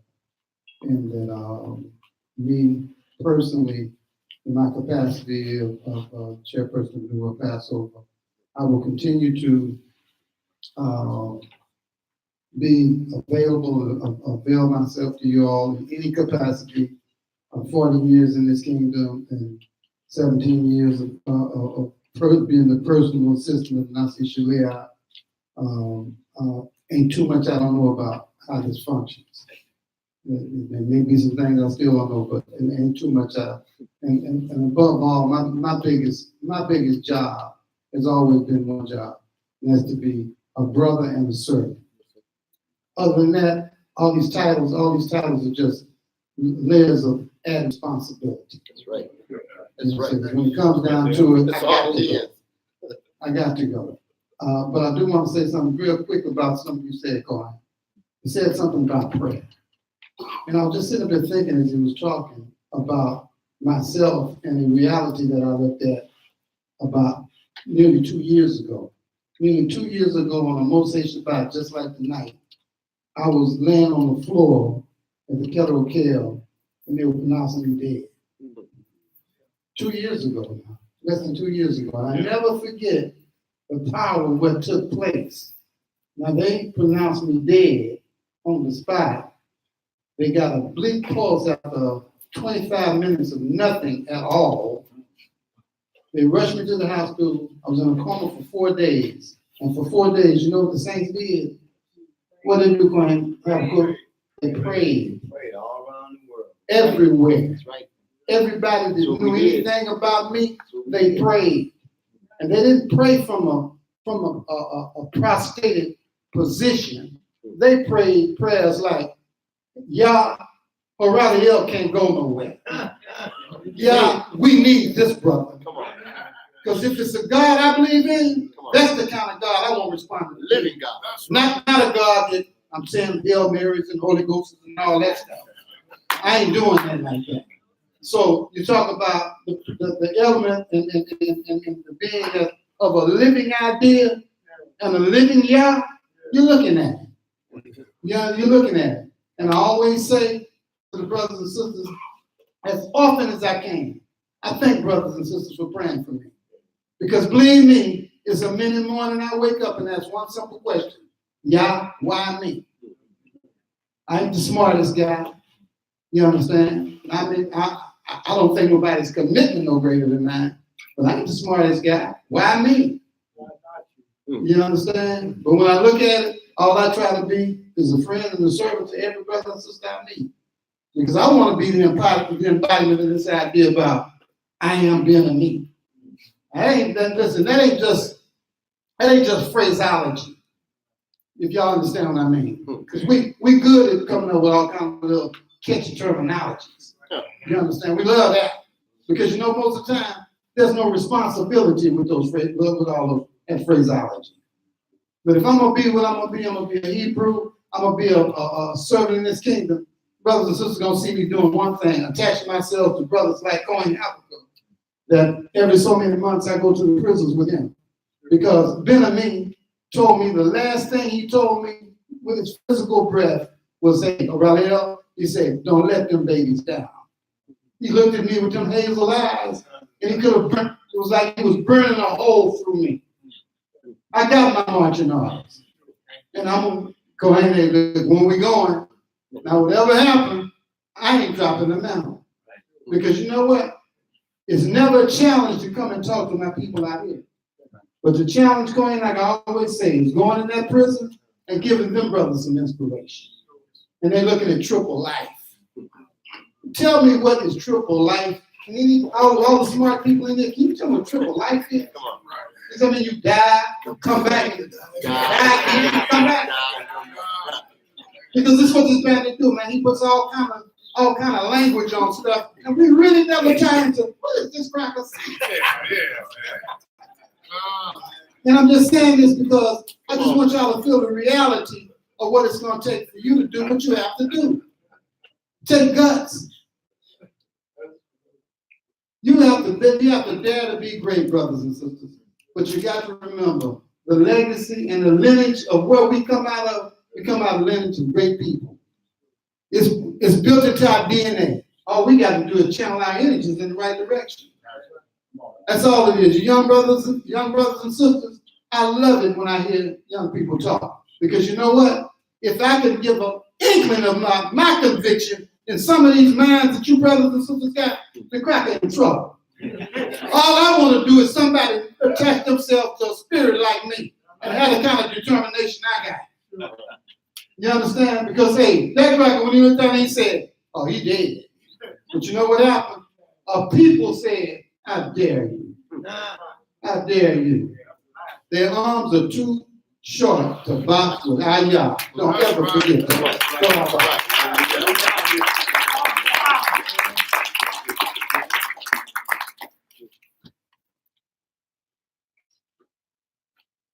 I just want to, a lot's been said, so the multitude of counsel, multitude of wisdom has come forth. We all know, like Gordon said, he wasn't going to be part of somebody that just got to talking again. And so we don't want to let the Kohen down. And certainly, not coming this far, I don't want it to have been just, another exercise. I can get some exercise shooting the hoop over in the moment. Probably we overdo, ain't we? Yeah, we are. I broke my leg We about sure a year are. ago, and I'm still, tendons and ligaments still ain't all quite ready, but I'm ready for the man on the end. I also want to put at ease, our fair-skinned visitors, brethren, sisters. The terminology crackers, he's from Beaumont. You don't get too much. In fact, you don't get any further south than Beaumont. Beaumont, Texas, is right there on the Gulf, right? Right, for real. So we are a product of our experiences. But I'm just gonna let you in on something. I probably already figured it out. My father's mother was a cracker. I mean, white. And the funny thing about it is that had I known, I didn't know it when I left America to go to Israel the first time, and I told her I was leaving. Because that's another whole story. But anyway, when I came back, and she looked at me and she just kind of cried.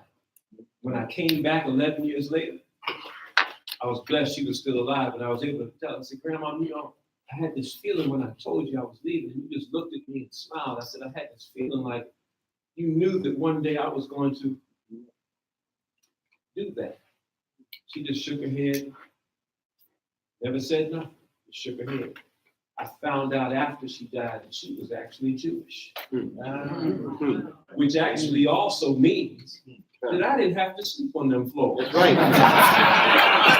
That's what that means. That's what that means. But had I not had to sleep on the floors, I took an easy route, maybe, and I've been here today. Brothers and sisters, it's time. Again, those of you who weren't here at the beginning, and hopefully, you know, those who came in late will have a chance to catch up on what was said at the beginning with some of these, you know, this technology that I see in the audience.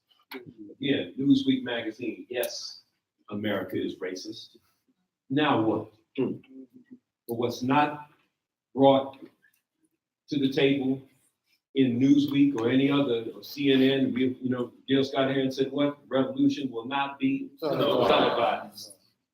What they don't say is, you could leave. Now what? You could leave. That's not an alternative put forward. But that's our only alternative. Again, if not now, when? And if not you, what are we doing here? What are we doing here? If you are talking about you Israel, you Judah, I would say we Jews in the sense of being, that's our tribal identity. We're not Jews, we're not adherents to Judaism, the religion. We clear about that. We took that back. Absolutely. We're taking Zion back. We're taking all these ideas back. These high places where we got to take them back. But if we're not doing what we're supposed to be doing, if we don't have our hand at the neck of the enemy, who is the enemy? The enemy ain't necessarily Edom, brother. The enemy is who's destroying this planet. Come on. The enemy is who's poisoning this air and the water and the GMO. That's an enemy. Got to broaden this idea. If we're not being a light unto the nations, we're not fulfilling our mandate. Right. If we're not blessing the nations, we're not doing what we're supposed to be doing. And if we're not doing that, then we fit Revelation 2 and 9. Those that say they are Judah and are not. Come on. It ain't about this thing here. It ain't about this color. No, never been. It ain't about the biology. It ain't about the genetics. It ain't about the DNA. It really ain't. What made Abraham the first Hebrew? He followed some instructions. Right. He was moved by a spirit that he moved. Got up out of there. Get out. That's what he said. He got out of there when Chaldean culture was at its peak materially. That's right. What did he see? What did he hear? That made him the first Hebrew. But if we talk about biology, we're looking for Chaldean roots, aren't we? Backside. That's a whole nother level. So what did Ben mean? What did he hear in 66? What did he see in 66 that caused him to move? This has been done, and it can't be undone. That's right. All we need now to do is follow the formula that got us out of here in the first place. And the formula as I'm hearing it, and what I'm projecting, come on up to visit first. Start with the first step. Right.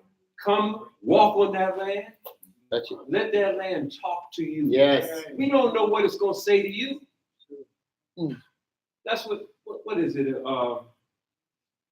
Said the land would, Isaiah 35, said the land would blossom forth with joy and singing. That's right. I don't know what tunes you're going to hear. Where's the brother? He set up already? Set up?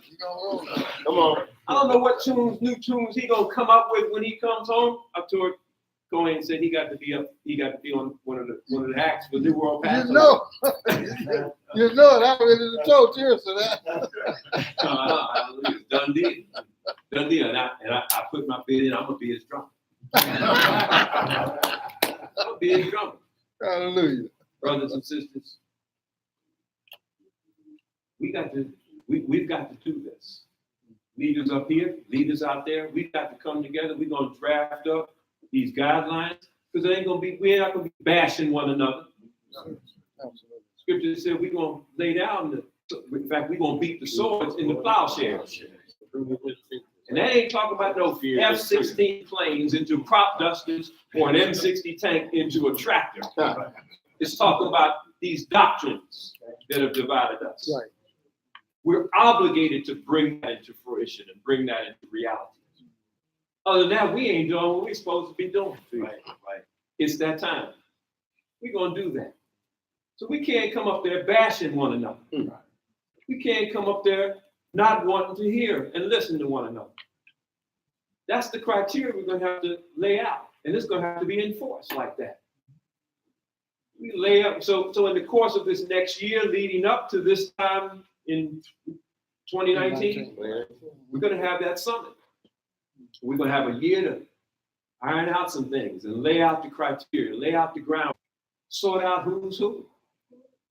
Sort out who's who, who's really serious, who's just talking. True. See who's actually consolidating with like minds, brothers and sisters that have similar objectives. Sure. Well, let's come on together. We don't need 2 cars. Let's sell one of them cars and put that aside. Let's sell one of them cars and let's go to Ghana and investigate buying some land. Or put collectively, ain't no sense, don't get a house here and a house over there. Let's get some land where we can build a village. Hey, come on now. So we on our way. We on our way. This is the first step, or this is a first step. Keep picking the feet up. Take that first step. Watch what happens. Watch what happens. When you get to the end of this road, myself and Tori, you said you leaving Mount Tashabah? Okay. I thought I was leaving. I'm leaving Mount Tashabah too. So a week from tonight, we'll be on our way back. And we'll be there waiting on you. We'll keep the light on for you.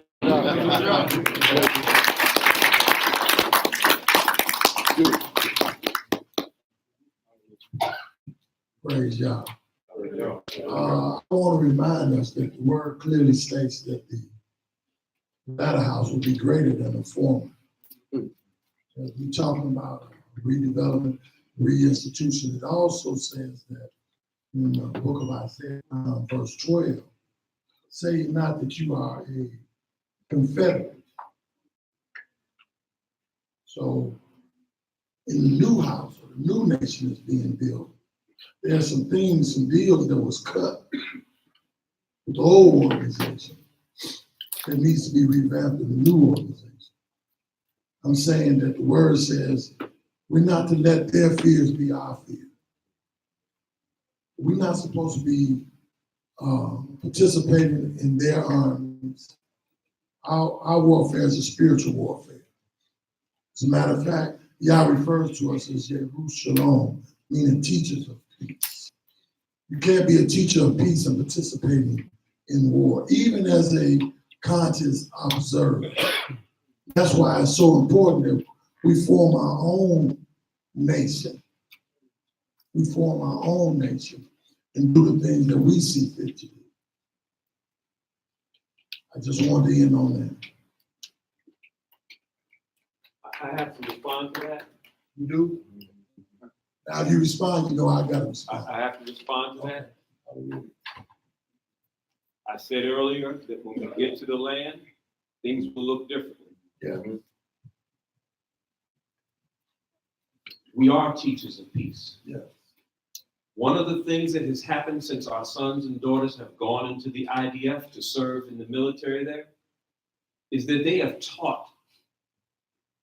One of the main things that people learn first from exposure to us, why y'all eat like that? Why you don't eat this? Why you don't do that? What? Israel is now known as the #1 vegan nation on the planet. That's right. Who did they learn that from? They learned that from. They learned that from us. Right. And then you had to understand that in the beginning, we were called in the media, we were called a vegan polygamous cult.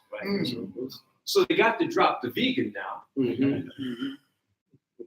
What other good things? Because they realized, they said, man, y'all been 50 years since we landed in the land, we haven't eaten meat. Not saying that some of our children didn't go eat some meat, but that's been our rule, our law. We can sacrifice the first animal in that land in our return back. Come on. So when the people realize that, it's like, y'all 50 years? Y'all been doing this 50 years? What other good things y'all doing down there that we need to learn from too? So our children go into there with the mission, with the understanding that they have to be that light in that mix. We deal with some realities. We ain't playing house there. There's some realities. And when we all come together and we're there, I think, again, you say, oh, I see now. I understand now. Because it's going to look differently. Here in Gary, some things you can't see. You better know it. It's some things, it's going to look different when you get to Jerusalem. Sure. That's all I want to say. We come down to it, yeah.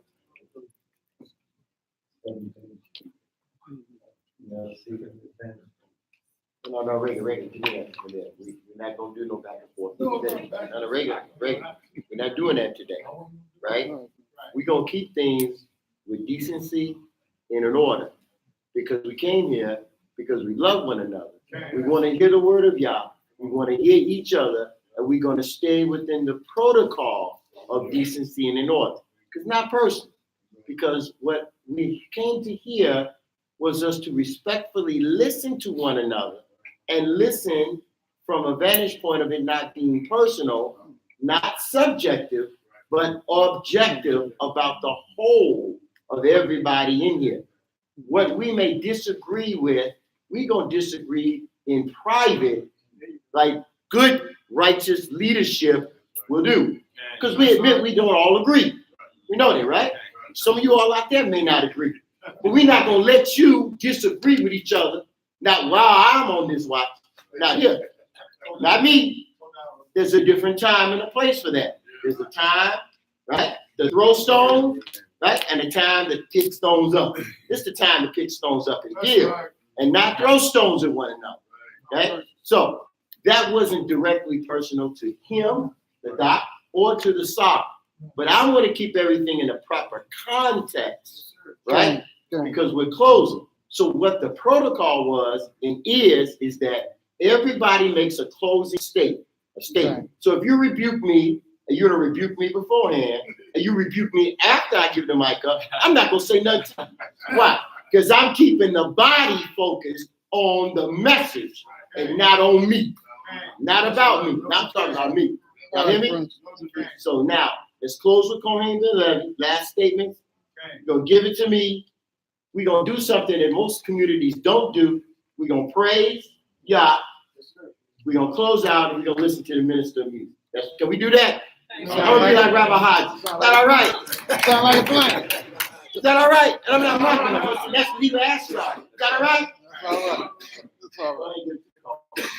I yield my time to the musician.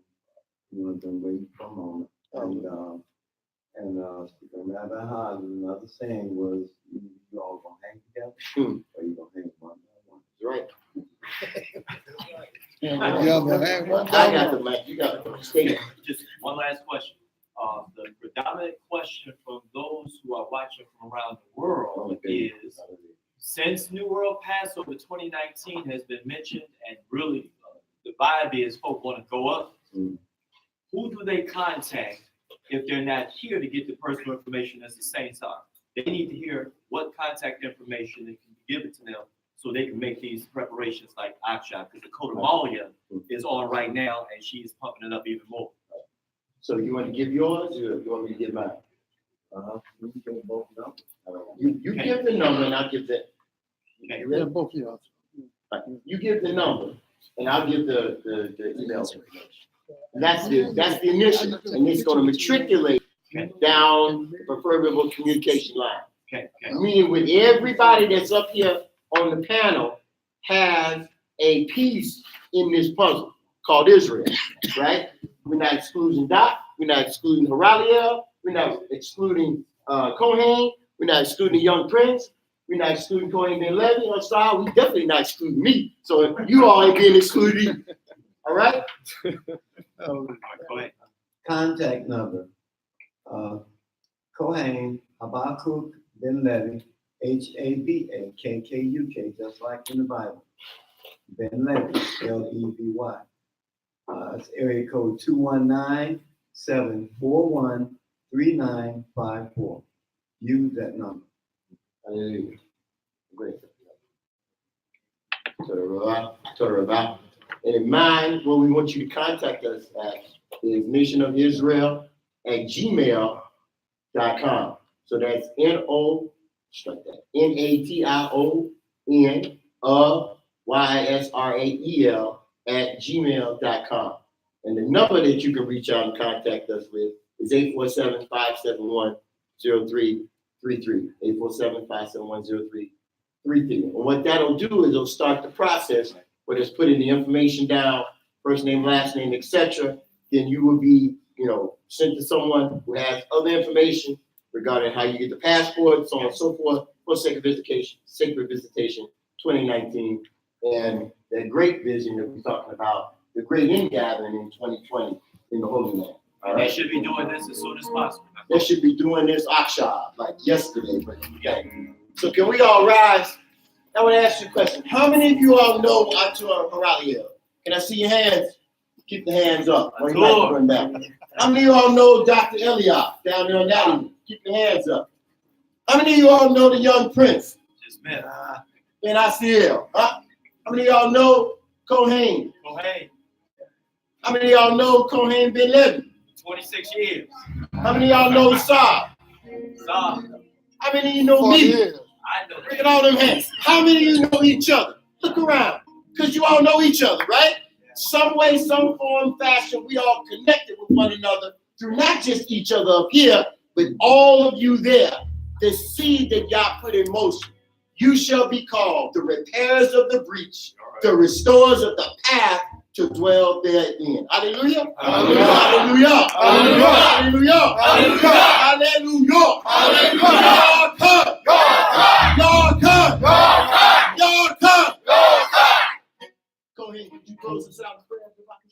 Let's face Jerusalem, that great and ancient city of ours in the land of Haaretz Yisrael, the land of your nativity.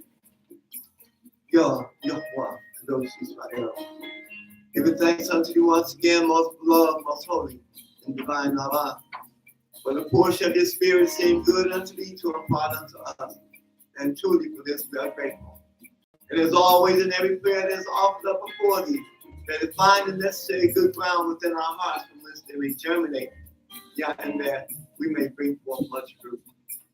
For the Abba is not difficult for us to cry out unto thee from the uttermost parts of the earth, where we are, calling to remembrance, that hope that you have given unto us, that as he that scattered Israel will gather us once again. Let no one depart from this place without strong confirmation, of your blessing and your presence, and all that has been spoken here, will all been to your praise and your glory, even for the purpose we were sent among these nations.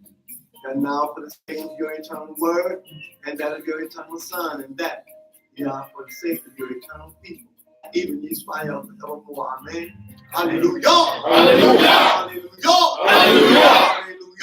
Hallelujah. Hallelujah.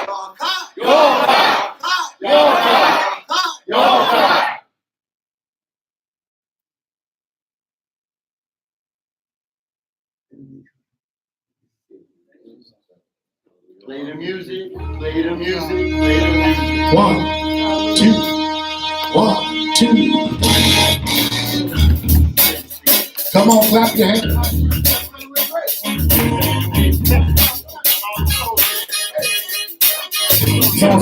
Judah wakes up, turns to the Most High.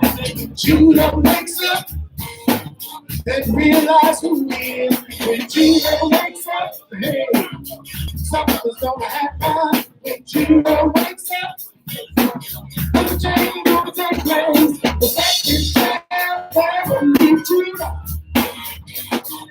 go along in love between his feet. Shallow cover, what is students supposed to do? What is heaven and love is what is students supposed to do? What is heaven and love is what is students supposed to do? What is heaven and love is what is students supposed to do? What is heaven and love is what come on, hey.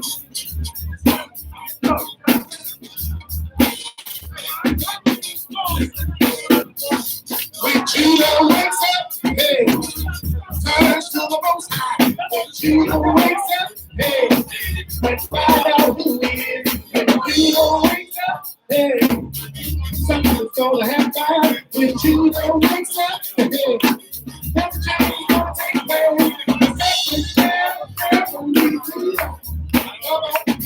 The second shall never lead to life. The second shall never lead to life. Oh, the second shall never lead to life. Hey, what is you supposed to do?